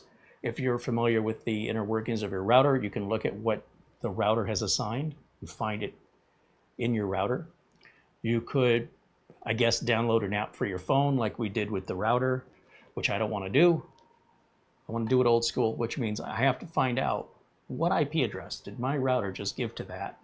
So we will download the TerraMaster application. I don't know what it's called, but I know there's one that exists. Let's go through that together. If we go back to TerraMaster's page that we started this video at, we'll see at the very top we have user guide, video guide, reviews. Should be downloads, features. No. Maybe under support up here. Download. See how I got there? Product category, network attached storage. Yeah, that's what we got. Number of drive bays, 8. Model number, F8 SSD Plus. Okay, and we're going to see all the downloads available for this specific model. For a new device, TOS, that's TerraMaster's operating system, you want the installation package. The bootloader, no, I don't want that. Mobile app, no. Desktop assistant, that's what I want. I usually call that Mara, but they call it TNAS PC for Windows. Now they have it for Mac and for Ubuntu. It should be a small file. Oh, it's not that small. I should probably look before I speak, but 113 these days is not that much. So let's download that. So with that downloaded, TNAS, oh, I guess I clicked it twice, did I? I must be getting old. All right, here we go. Welcome to the TNAS PC Setup Wizard. Now, I don't think you guys can see that, can you? Let me see if I can change this. Hold on. Okay. Let's try it now. English, United States, next. We get our welcome screen, which again, I have to individually capture each one. Are you kidding me? Let's try that. Maybe that'll be better. Okay, welcome to the wizard. Oh, they still call it a wizard. Look at that. Next, license agreement. Accept. Next, default directory. Fine. Next, install. There we go.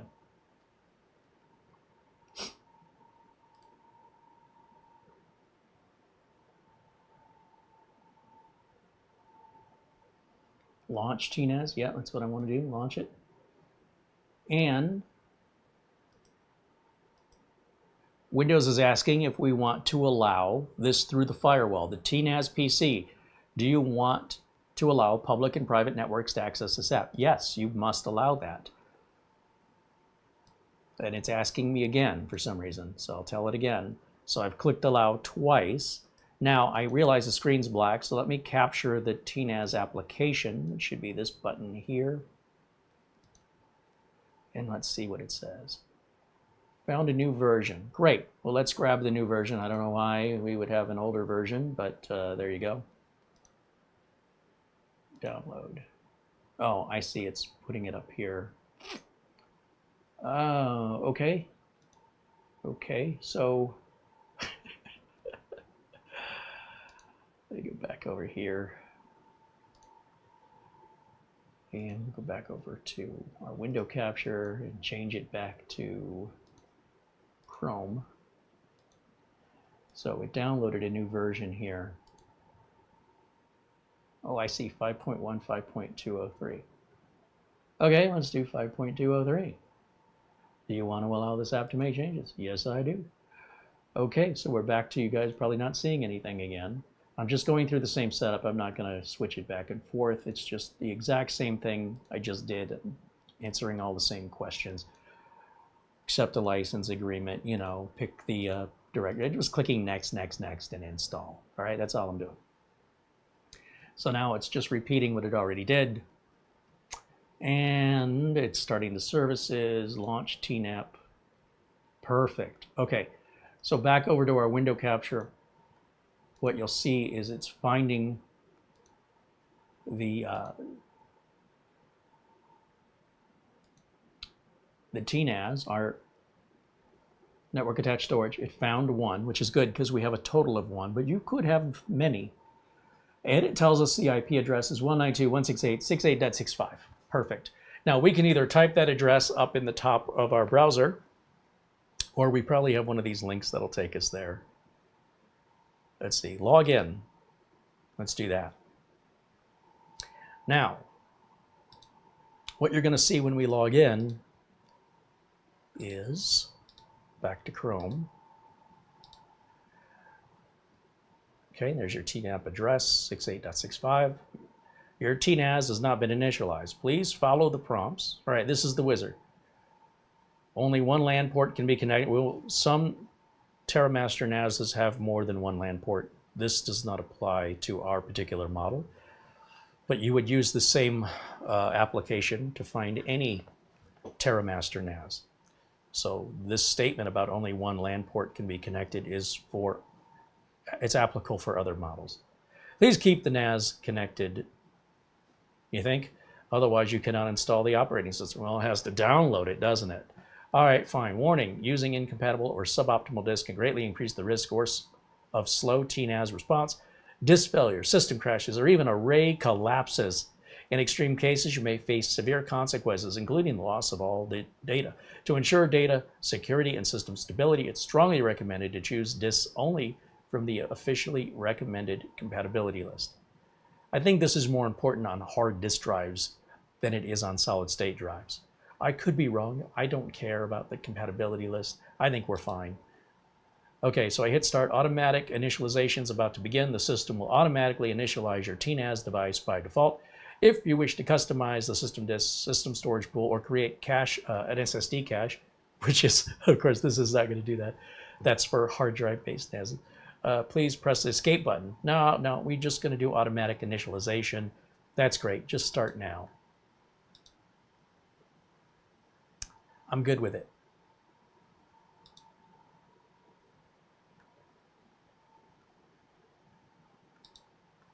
Warning, the following disks will be initialized and all data will be erased. Are you sure you want to continue?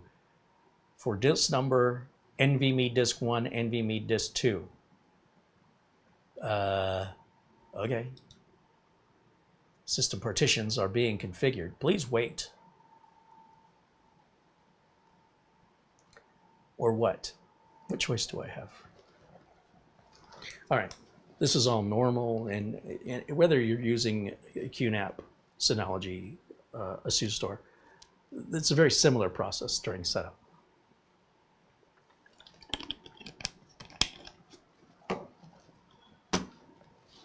What we call SOP, or Standard Operating Procedure. And do we have any disk activity lights on the front? There is no lights on this thing at all, just on the power button. And on the Ethernet port, you can see the status of the Ethernet connection. But you don't get drive light statuses. You don't see a drive light for disk 1, disk 2, disk, as you would on a hard drive-based NAS. Okay, your TOS is being installed. Please wait. Notes, the system will be ready in 10 minutes. If the installation is stuck in the process and cannot be completed, your disks may be faulty. Please replace your disks and try again. Well, that's very non-specific. Which ones? I think we'll be okay, though. We do have a very fast internet connection here, and it's a fast NAS. If this takes a whole 10 minutes, I'll be surprised. I think it's going to happen in a fraction of that time, but we'll see. We'll see what happens.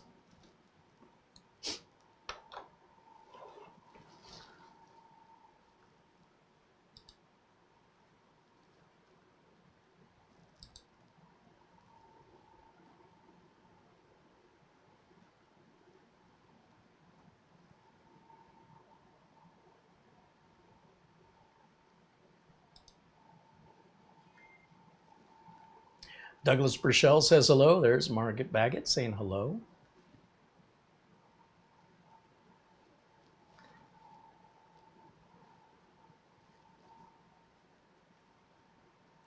So again, this was released today. Just came out. It's beeping. I got 3 solid beeps. I guess that means it's rebooting. I don't know what the 3 beeps mean. Oh, now I got a deeper beep. Just one deep beep, which I think is it's booting. Interesting. Now I'm just interpreting that with my R2-D2 interpretation skills. I'm sure the instructions explain it, but I like to try and figure it out on my own first.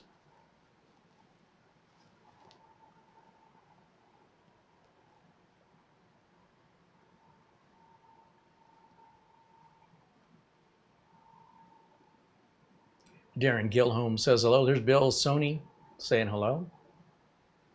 Arnold Albert says hello. All right. Well, apparently what's happening is, what I'm guessing has happened is that first thing you saw that said this is going to take 10 minutes, that was downloading the operating system from TerraMaster. And depending on the speed of your internet connection, that might take 5 of the 10 minutes. Once it downloaded the operating system, it rebooted, and then the installation said, okay, you got 5 minutes to go. That's where it takes the downloaded file and installs it onto the system. I just got a single beep at that time, high-pitched beep, just one of them. Again, I don't know what this is indicating, and I don't care. I'm just leaving it alone. Let it automatically do its thing, and we'll see where it's at when it's done. Hopefully, it just did everything for us, which is to combine all 8 drives into one big standard RAID 5 array, and we may have to make our storage pool or volumes. I think this is creating the storage pool. We need to create our volume, and I just think of the storage pool as the drive itself, right? So you got to format the drive. Well, you got to, and then you got to, well, you got to partition the drive. Think of volumes as partitions, and think of the storage pool as the total amount of space available. I like to use all the amount of space available, combine all the drives into one large partition. And then if I need partitions, instead I use folders. That way I'm not size limited by some number I came up with years ago when I set it up. I will eventually hit that wall. So I just want one large partition. These days I just use folders to separate data. I don't use partitions to separate data because it's not 1997 anymore. You can if you want to. I'm not doing it. Okay, let's see. Icarana says, I wish they wouldn't use those particular tones. It makes me think it's failing to post. You get used to it. You know, once you are familiar with the device, you'll understand what those tones mean without even having to look at it. Because we don't have any status lights on this thing other than power being on. Power light's green. The only other way you're going to know what's happening is to be able to log into it and see whether you use the mobile app on your phone or you go through the web browser.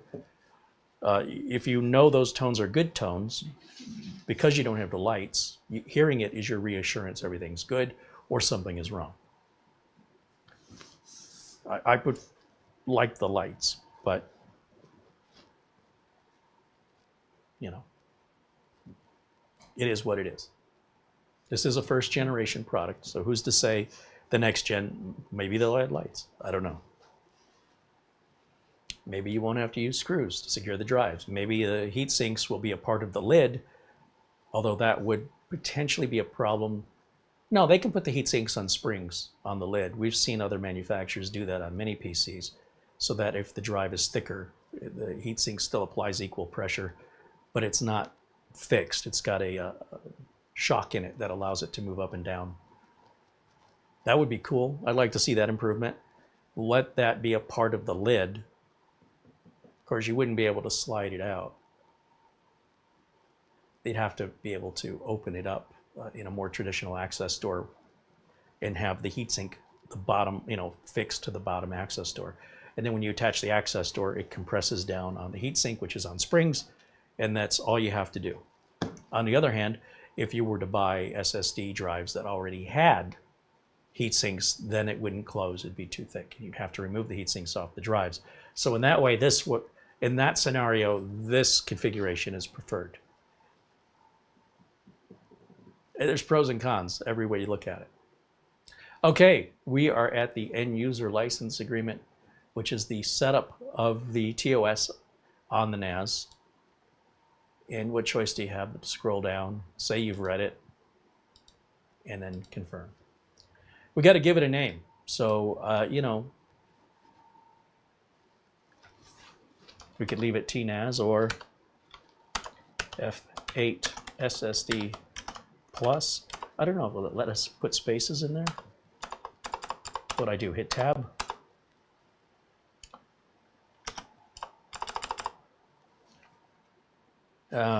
Can't put spaces. F8 SSD Plus. Username. All right, here we go. Username. Admin. Password. This is my password. Wait a minute. I think I mistyped.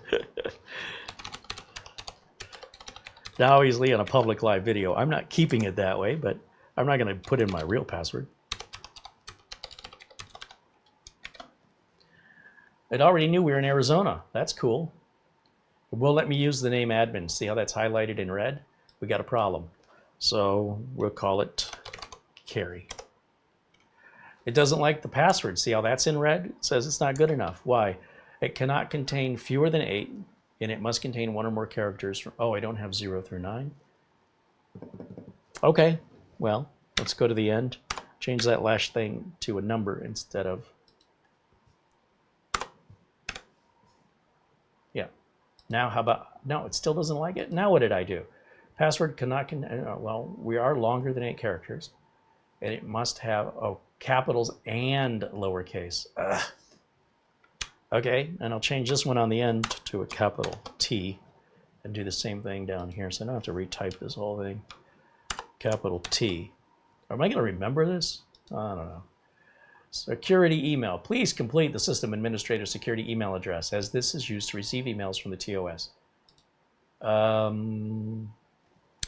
Showcase create at gmail.com. And you can use that email, folks, to reach us.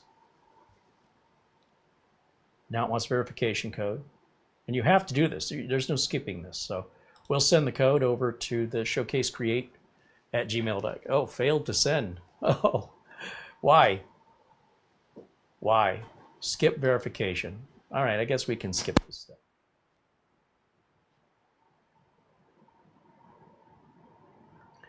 You can reboot or shut down the TNAS from, oh, this is a tutorial.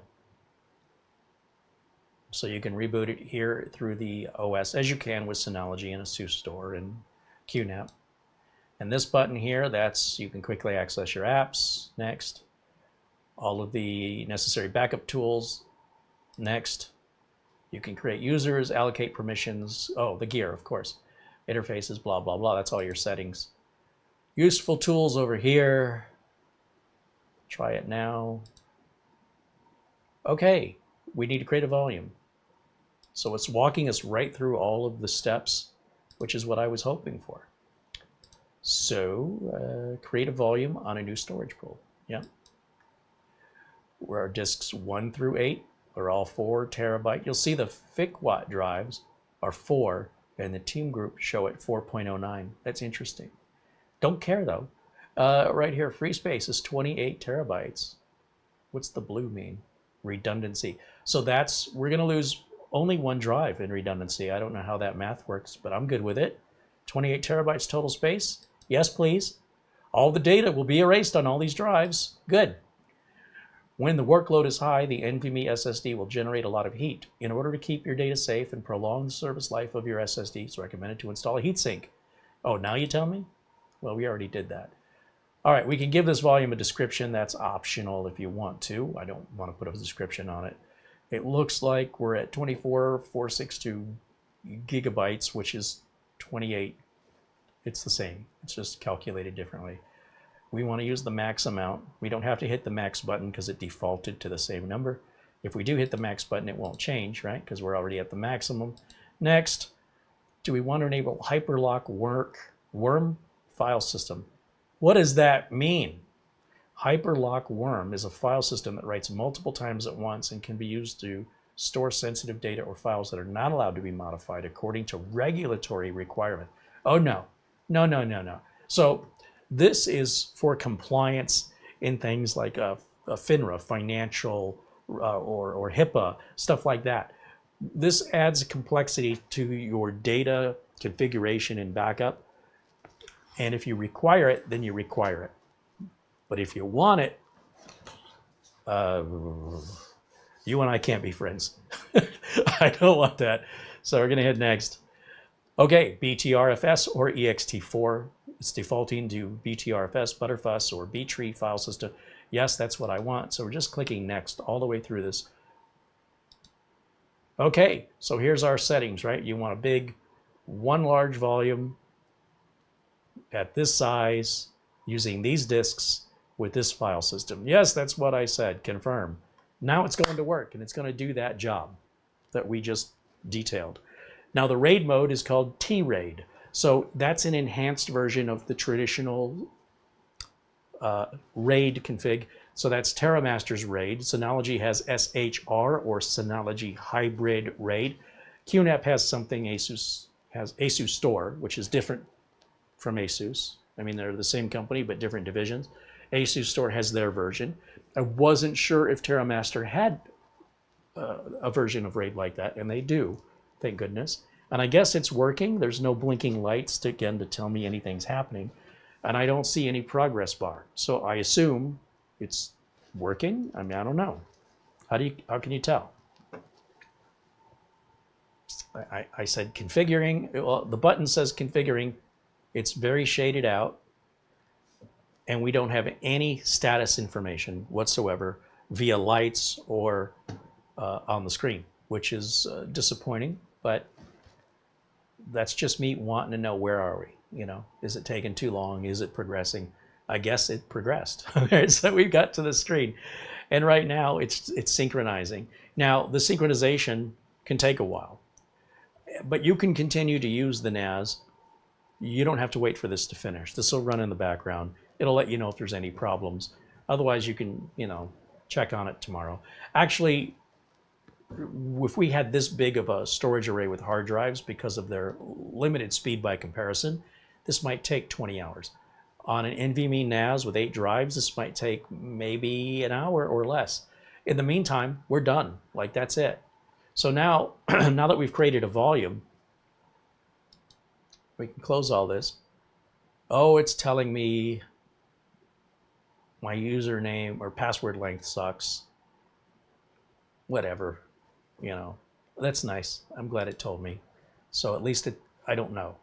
I can't say, you know, I'm a victim because I couldn't be bothered to secure those things, right? That's on me now. Now I know if I leave it that way and I get hacked, it's my fault, all right? I was told. I can't claim that I didn't know. So the desktop on the TOS is a Tiger, which is much more better. I prefer to look at this than the Pug, that ugly dog they used to have on TOS 5. Now we have some kind of a leopard or big cat. Okay, now I want to create the share.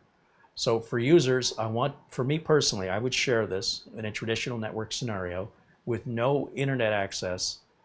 Only you have to be in the office, and that's usually called a guest account. Here they're calling it all users. That's interesting.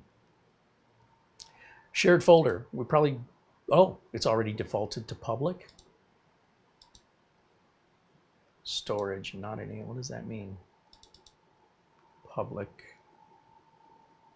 Oh, there's an ISO shared folder, that's cool. I won't get into that, that's a little more, that's for disk images. Let's see, user. Do we have guest? What do we have? Yeah, there is a guest account. It's not enabled. How do we enable it? Click, click, nothing. Edit. I don't want to create a new user. I wanted to edit that one. Oh, username guest. Yeah, that's all right.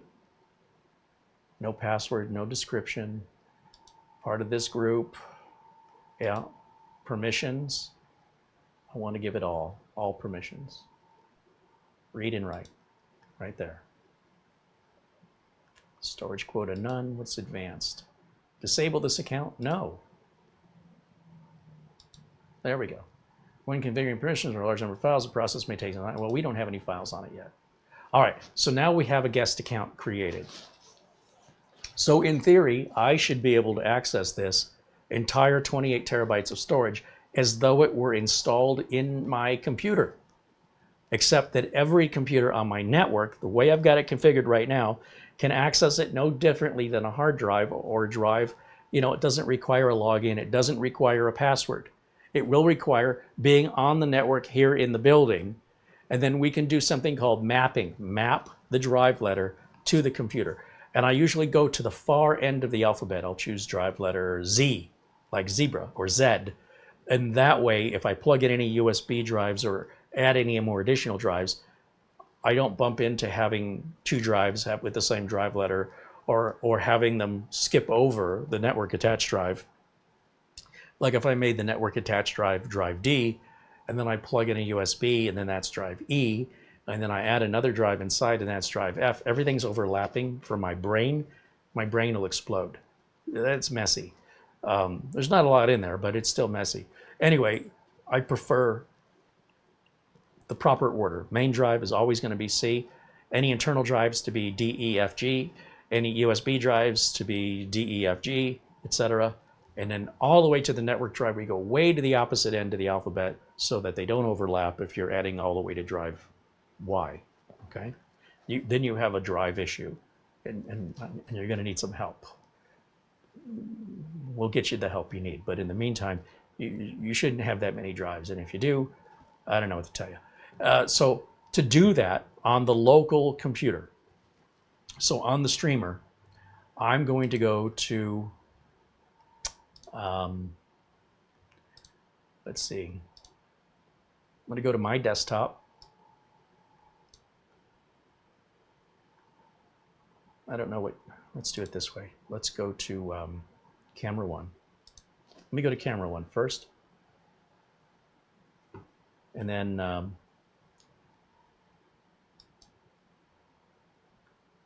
minimize my browser. And I'll minimize, I don't need that TNAS app running anymore, so I'm going to close that TNAS app assistant that we downloaded, because we just needed it to find the NAS. Now that we found it, ooh, and there's heat coming off the top of this thing. Now that we found it, I know where it is now. And when I map the drive letter to it, I won't need to find it again unless I need to log in. And I can always ping the drive letter in a command prompt to see what the IP address is. So I could still use the app if I want to, but now I have an additional way to locate it if I need to locate it to change anything in the configuration. Otherwise, I just map the drive letter. So again, to map the drive letter on my desktop, oops, let me close this. Where's my desktop? Here it is. Let's go to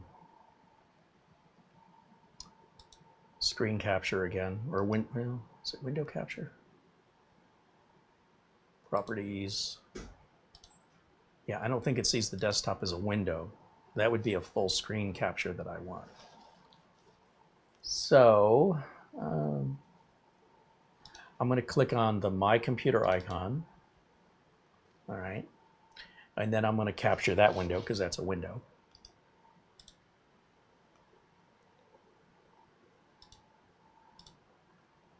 There we go. There. So that's the My Computer. And over here, these three dots, I should see a map network drive right there.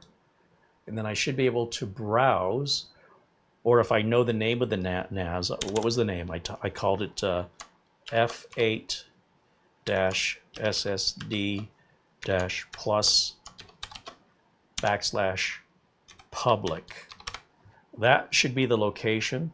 And if we check reconnect it, log in, and if I did everything right, this should work. Is it going to work? It worked. It opened. There we go. So let me close everything here. Let me close this.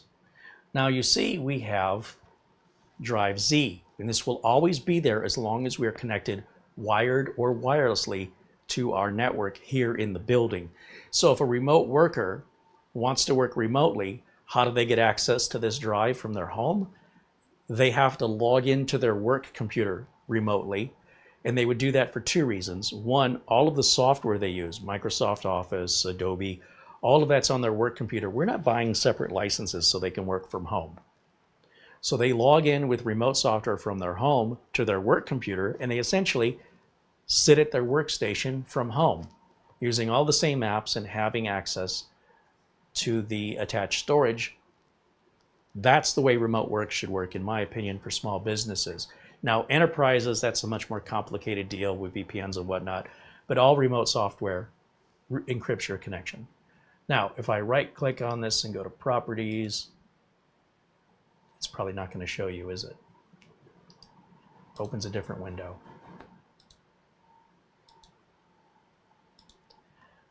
That is our network drive with, where did it go?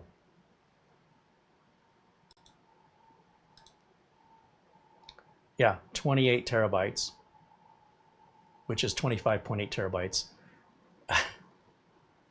I've been through this before. It's just they're calculating the same amount of space differently on the left than they are on the right.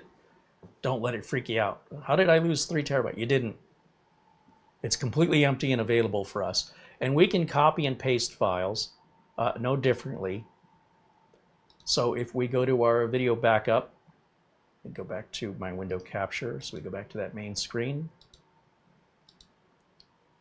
I have a local drive, drive D, that's my video backup. It's all my live streams I record.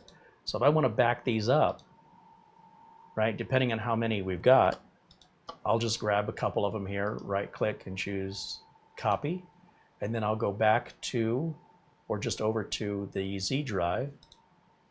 I can make a new folder if I want to. Call it video backup. See, I don't need to create a separate partition, just create a folder. And I can secure this folder, so you have to have permissions to get in there. Then I hit paste.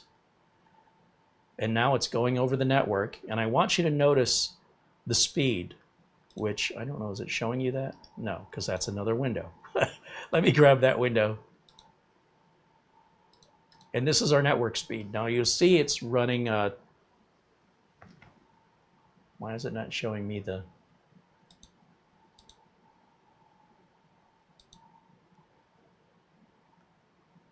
progress bar? It's not showing it to you. That's weird. It's running at 277 megabytes per second. And that's probably because that's the maximum speed we can get from this mesh to the other mesh. Remember, they're communicating wirelessly. With the previous ET12, that number would probably be cut in half. That would probably be around 100 and, well, basically gigabit wired speeds, and now we're at 2.5 gigabit wired speeds. And that's referring to how fast this mesh point wirelessly talks to the other mesh point. That's incredibly fast for wireless. It's kind of a complicated network setup, but it's simple when you really think about it. We're running a wire from the satellite, if you want to call it that, that's sitting on my desk. And we're running that wire, it's an Ethernet patch cable essentially, from the back of that to the back of the NAS. And then that is talking to the main unit, the parent unit, which is in the other room. And it's doing it at 2.5 wired gigabit speeds, completely wireless in what we call the backhaul. So that also means I can connect to this unit wirelessly, and I'll be limited by the speed of my wireless connection, which is completely different from the wireless connection that the units are using to talk to each other, referred to as the backhaul. That's incredibly fast. I don't know if you want, so it wouldn't matter if I was 10 gig. The only way I'm going to get 10 gig, which would bring that speed up to 1,000, would be with a wired cable. There's no other way to do it.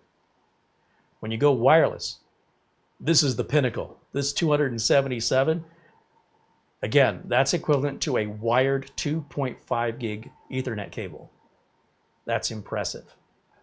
Now you see it's going to take about 15 minutes. Now, as you can do the math in your head, if we could move this at 1,000 megabytes per second, we're going to go 4 times faster. So we would divide 15 by 4, and that's how many minutes it would take. Subtract that from 15, that's how many minutes we're saving. And that would determine whether or not spending the money and the work to do a wired 10 gig connection to speed this whole process up is worth it. For some people, yes. For businesses, probably yes. For home users, probably not unless you're an enthusiast. It'd really be hard for a home user to justify needing 10 gigs, but not hard for a home user to just want 10 gigs. And that's okay. That's valid. All right, let's go back to camera 1, which is not working. Camera 1, there it is. And well, that's just a demonstration of how that works. Very simple, easy setup, completely silent. There is heat coming off the top. It needs to breathe from the bottom. Don't put this on carpet. Right there is when I start to feel the heat. And the closer I get, the hotter it gets. But it's not. You just know it's on. It's not too hot. Don't put anything on top and block these vents. Don't block the vents from the bottom. It needs to breathe. Okay, let me take a look in the chat. Because we are right at the 2-hour mark. Perfect timing. Perfect.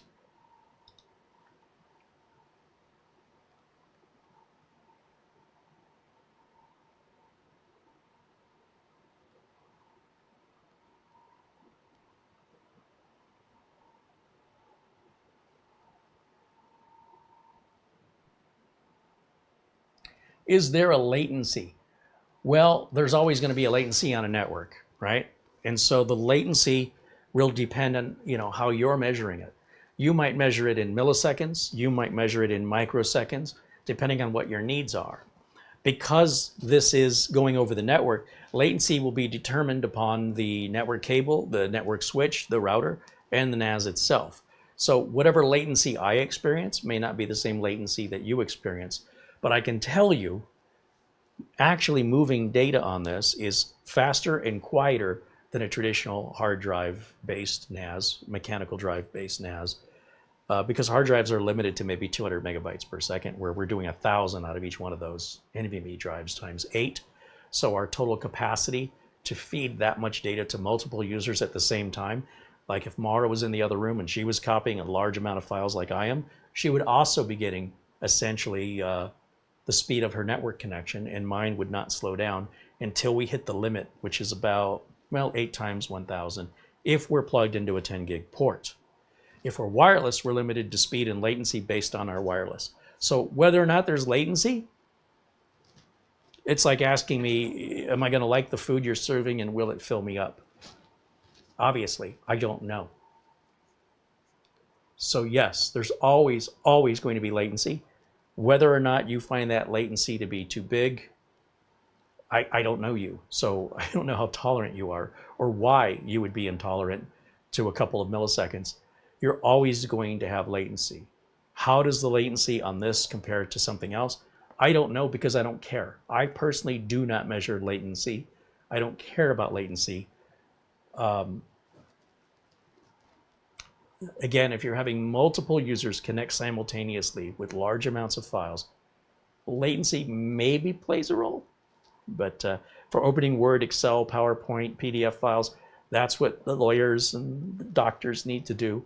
And these are primarily my customers, accountants, etc. Now, we can load apps onto this, just like you can put apps on your phone. We go to the TNAP app button in the menu when we log in, and we can run Docker and all these other apps, backup apps, etc. I don't run any of those apps. I don't run Plex, nothing. But you can if you want to. For business use, this is pretty much how I set it up, obviously with a more secure login. But yeah, that's pretty much how I set it up. And I would have it email me notifications to let me know if there's a firmware update, or to let me know if there's any problems or anything to bring to my attention. It would email me that, so I would be aware of it without having to go to the office and physically check it, or to log in remotely and then check the status in the menus. What is legacy? What is latency? That's what Bill wants to know. You know, when the astronauts go to space, right? Say they're in the space station, and we're talking to the space station, there's a slight delay between when we finish talking and when they hear us. Voyager 1 is way out in interstellar space. We can communicate with it, but I think it takes about 12 hours for what we say, or we issue commands to Voyager. So Voyager 1, Voyager 2. And in deep, deep interstellar space, I think it takes 12 hours. And then it receives it, and then it responds, and then we wait 12 hours to get the response. So the 12 hours to them, and then from the time we send it to the time we hear back is 24 hours. That's a 12-hour latency in each direction. That's what latency is. In networks and computers, we usually measure that in milliseconds.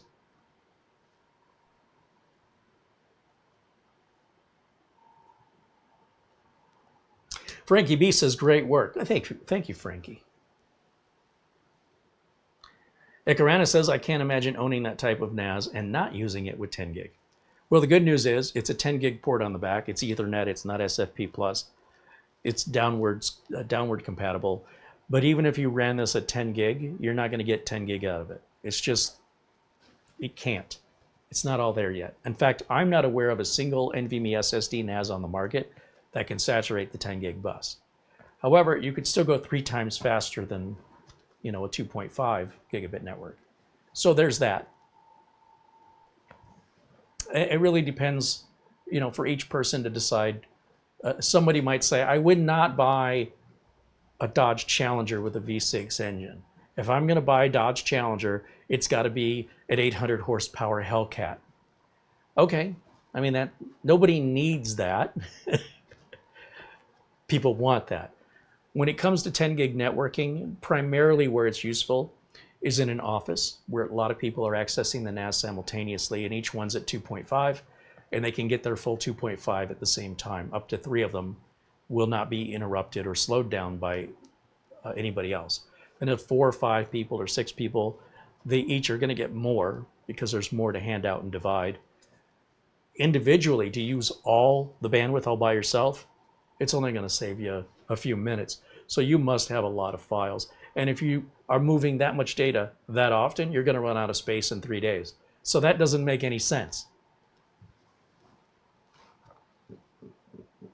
Bill Sony T says latency is lag. Yeah, it's lag. It's what we do when we ping something. We ping it. We're measuring how long does it take. We're measuring the latency.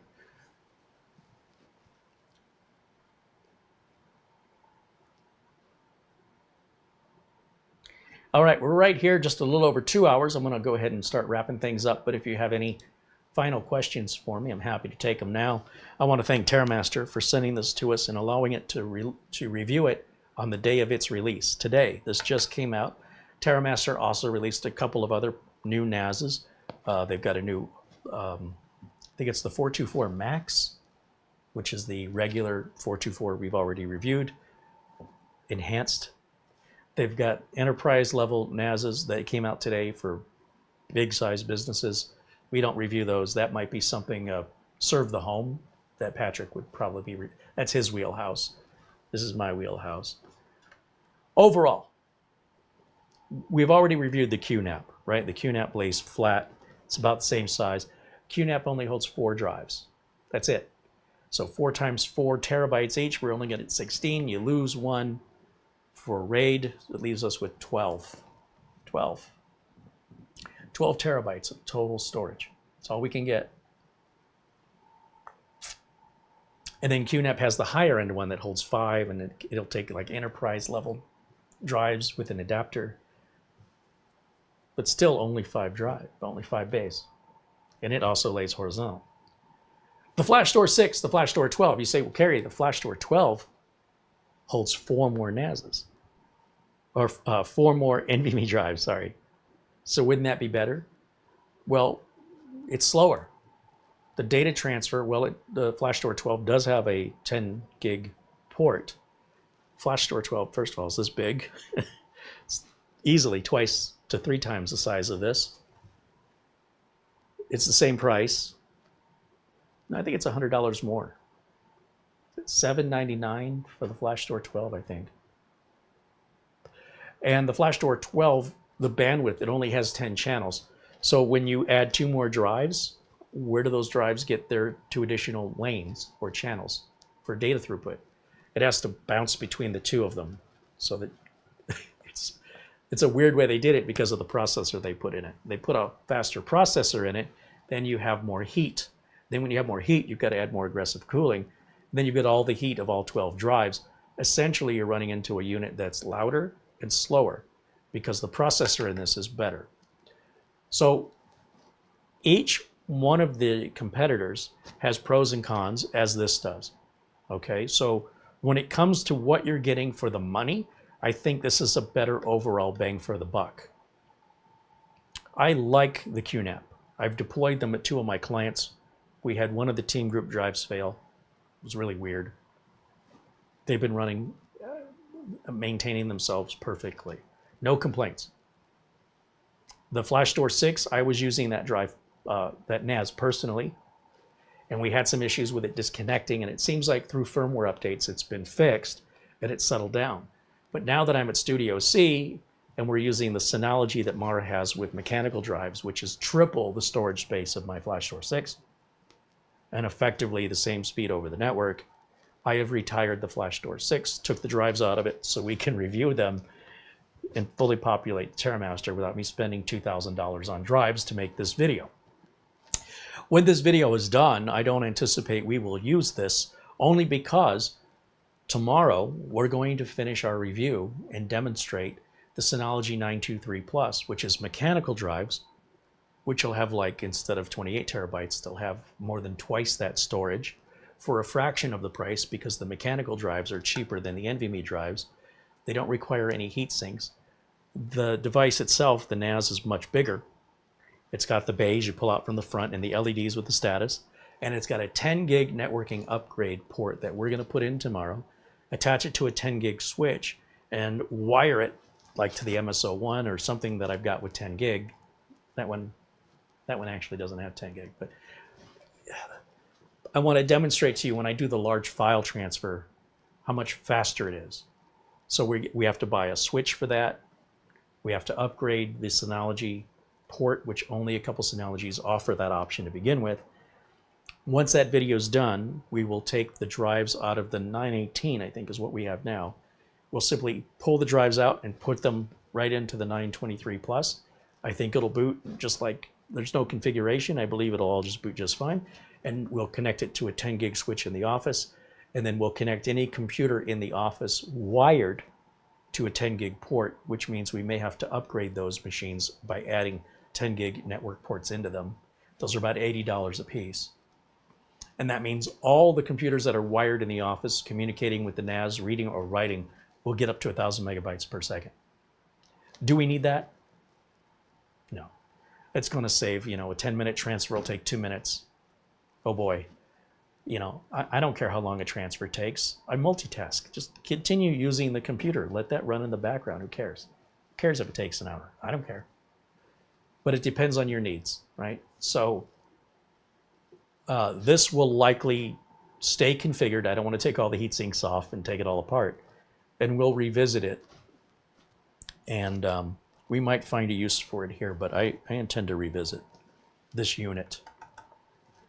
But it's very compact, much smaller than the Synology traditional, or any traditional NAS that takes drives, because the drives are physically larger, the drives are slower, and the drives are much cheaper for capacity, with larger capacity possible than what this can do. Pros and cons. Pros and cons. Which one has the most value for your needs? Or maybe you don't need one at all. I don't know. The good news is, even though we set everything up at 10 gig in the office, this unit's going to communicate with the other unit at 2.5, so I'm still going to get 2.5 here, assuming I'm plugged in to a computer that has a 2.5. If my computer only supports 1, I'm only going to communicate at 1. If I'm connected with the laptop wirelessly anywhere in the building, then I'm limited to the speed of the wireless. That's my bottleneck, not the NAS, not the switch, and not the router. It's simple. It's very simple.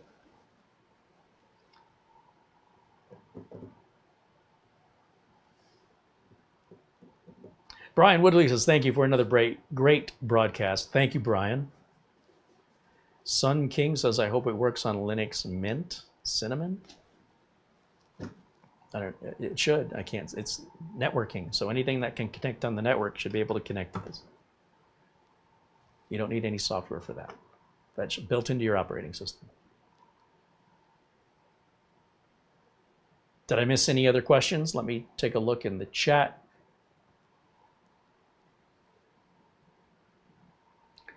I think I caught up.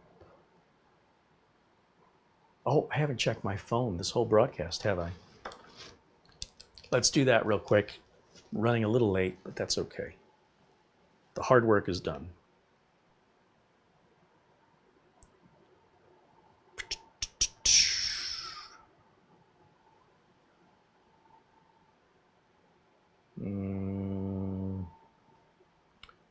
No.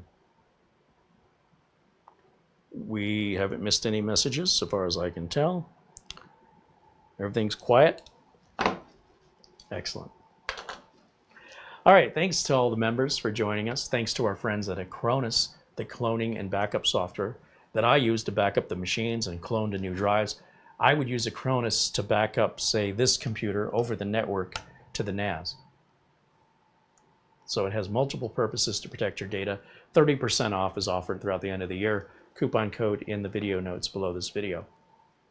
There's $100 off this TerraMaster today. They said to the first 100 buyers. I'm assuming it's still there. $100 off, pretty significant. If that's a value at retail price, it's a better value at $100 off. Just know what you're getting into. Know how much the drives are. You don't have to fill it all up if you don't want to, or if you can't afford to. You can just put 3 in there. Or you could put 1 in there, I guess. What else? Our friends over at RoboForm, the password manager, offering you guys 30% off for new customers only. And that link is in the video notes. You must use our link. VIP CDK deals.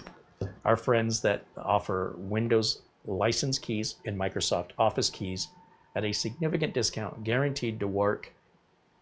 I'm just trying to save you guys money. I'm not trying to sell you the products, okay? It's not my job, not a salesman. We all need Windows licenses. We all need Office licenses. Where can we go to save money that's reliable, that we're not going to get ripped off with some scammer? Where can I get good backup software? Where can I get a good password manager that's secure and trusted? These are what I use in real life for me and my customers. And I've reached out to these companies and other companies, but these are the only ones that agreed to work with us. And the condition is they have to offer you a discount or we don't work with them. So show a little love to Acronis, show a little love to RoboForm. Save your money. You don't need to experiment around. If you want to, they all have free trials. You can decide for yourself if it's right for you. With regards to the TerraMaster, again, I'm not selling it. This is a product overview and an introduction, so you understand what it is, how it works, some examples of why it would be used, what it'll cost, how to configure it and use it. This is all this is. If you think you're drooling over this, great. And if you think, I don't see any purpose for this, that's fine too. That's what I do here. Product introduction. That's it. There shouldn't be any surprises if you choose to buy this. You should know exactly what you're getting after watching this video, and you should be completely happy with your purchase. If you buy from Amazon, you know you have a 30-day return window, and you can return for any reason. So if you're just on the fence about it, buy it. Get that $100 off. If you don't like it, you have 30 days to return it back to Amazon and get a full refund. Shipping's free back, at least if you're an Amazon Prime customer for sure. No risk is involved. So that's all. That's it. Thanks to Mara, as always, for being our channel administrator, taking care of all the work in the background. And Bill wants to know how this is doing. Go back to the beginning of the video. We talked about this right at the beginning. Thank you so much for hanging out and joining us. Thanks to all our members, our Super Chat contributions, Amazon gift cards, any way that you support the channel, so we don't have to be a corporate spokesperson and be told what we're allowed to say and read scripts and what products we have to review and when we have to review them. And before you can see the review, we have to send it to them and they have to check it and make sure it's okay before we can show it to you. That's what other channels do. We don't do that here. Everything is real, live, and unscripted. So overall, everything went really smooth with this product. No real surprises. Heat sinks were kind of a pain in the butt. You do it once, it's done. That'll wrap it up for me for today. Thank you guys. Wait. We do have one final question. Brian Woodley wants to know, is there any difference in having a NAS over a bunch of separate drives other than the space used? So yes, they do make drives that are like Thunderbolt that connect directly to the back of the computer for ultra fast data transfers, for like video editors that don't want to keep moving the files back and forth. They want to work directly off the storage device. You can take a regular drive and plug it into a USB port if your router has one, and then use that and share it. But you'll get no data redundancy. With 8 drives, any of those 8 drives can fail, and what the RAID array does is it allows for there to be 0 data loss, 0. This will continue to run without limping with only 7 drives and 0 data loss. It'll send you a message, hey, you got a dead drive. That's what a NAS does. When you combine the drives, you set up a RAID array, and the point of a RAID 5 in this case is that one of the drives, we lose it for essentially recovery purposes. It's not a backup. And the reason it's not a backup is because if the NAS dies, if somebody steals it, if the data gets encrypted on it because you downloaded some virus and it went over the network and there's no password required to log into those, the way I set it up, it encrypts everything. Any attached drives will be encrypted. Anything it can spread itself to like a virus. Wonder why they call it a virus. Anyway, this is not a backup. This is a way to share your files across the entire building you're in on multiple computers, collaborating with 2 people working on separate things like in a lawyer's office, and everybody connects to the NAS instead of an expensive server. This is much cheaper to operate, much cheaper to maintain than a server. And if you want to attach just a single drive and share it on your network, you can do that, but you don't get the data redundancy, you don't get the speed, and you don't get the capacity, generally speaking. We could buy a Western Digital MyBook that's a single drive that's like 24 terabytes, and then plug it USB. It's going to be slow. And if you knock it over while it's running, you're probably going to kill it. You have no redundancy in it. With a RAID array, you have redundancy. So if a drive fails, you can replace that drive and it'll rebuild. It doesn't matter which of the 8 fail. This will continue to run and have 0 data loss. It's pretty incredible. But if somebody breaks into your building and picks this up and takes it out, that didn't help you recover your data. All right, so that's the difference. I hope that isn't, I hope it's clear. I hope it's not too confusing, but shared data over a network can be accomplished many different ways. You can share the C drive on your computer so everybody on your network can see it. Or you can make it require a name and password. Or you can do that to a folder on your C drive. Absolutely, you can do that. But again, storage limitation, data redundancy. In theory, you could create a RAID on your home PC, put a couple drives in it and RAID them together. For RAID 5, you need a minimum of 3 so that 1 can fail and the other 2 will experience no data loss. But in doing so, you're using resources on your PC every time somebody needs to use it. It'll be an additional task your PC has to do in the background. But you can absolutely do that if you want to.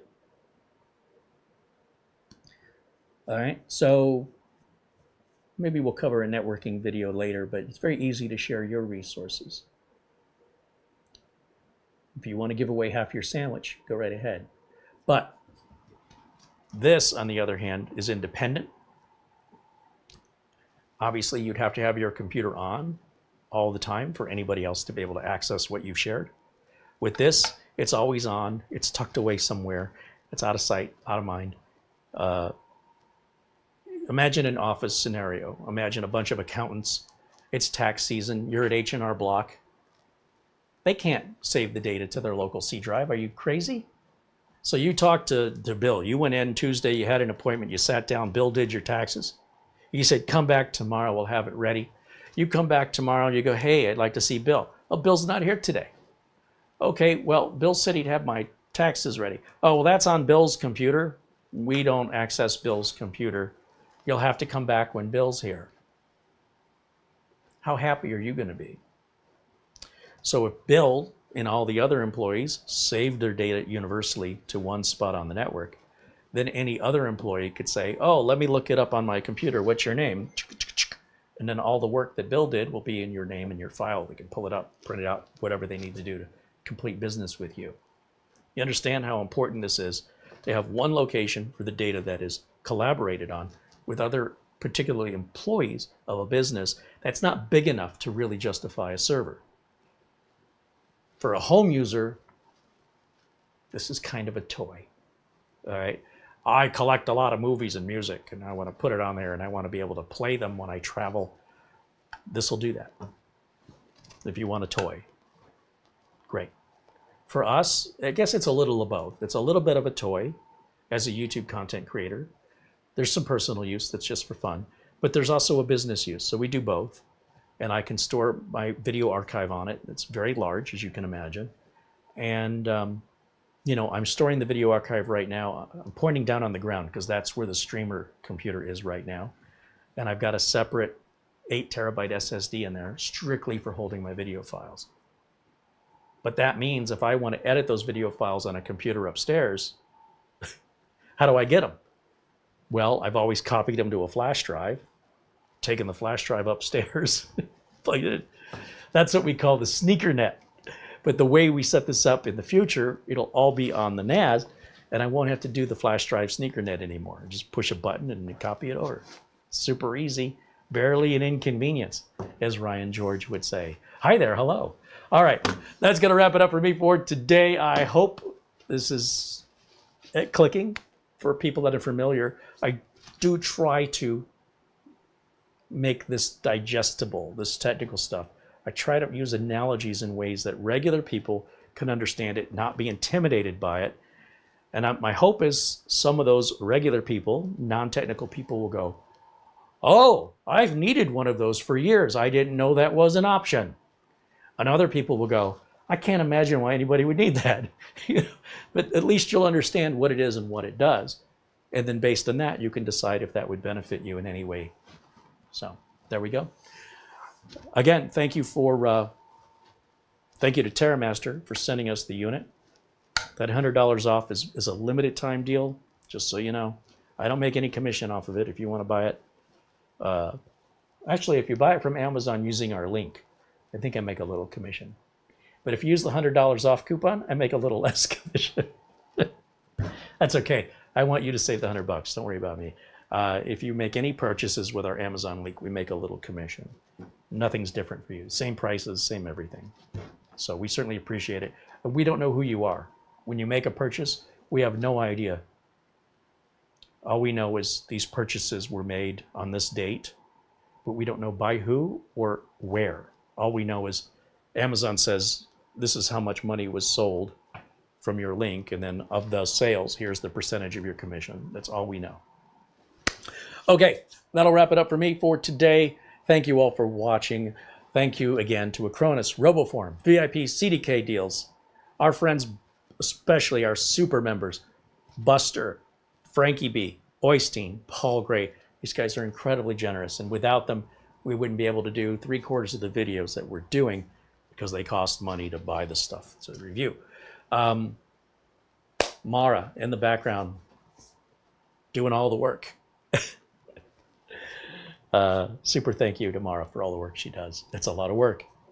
I'll see you all again tomorrow. I hope you'll be there. 1:00 p.m. as always, live, unrehearsed, unscripted, with the Synology 923 10 gig plus upgrade demonstration. I hope you'll be there, and I will see you then. Until next time, bye for now.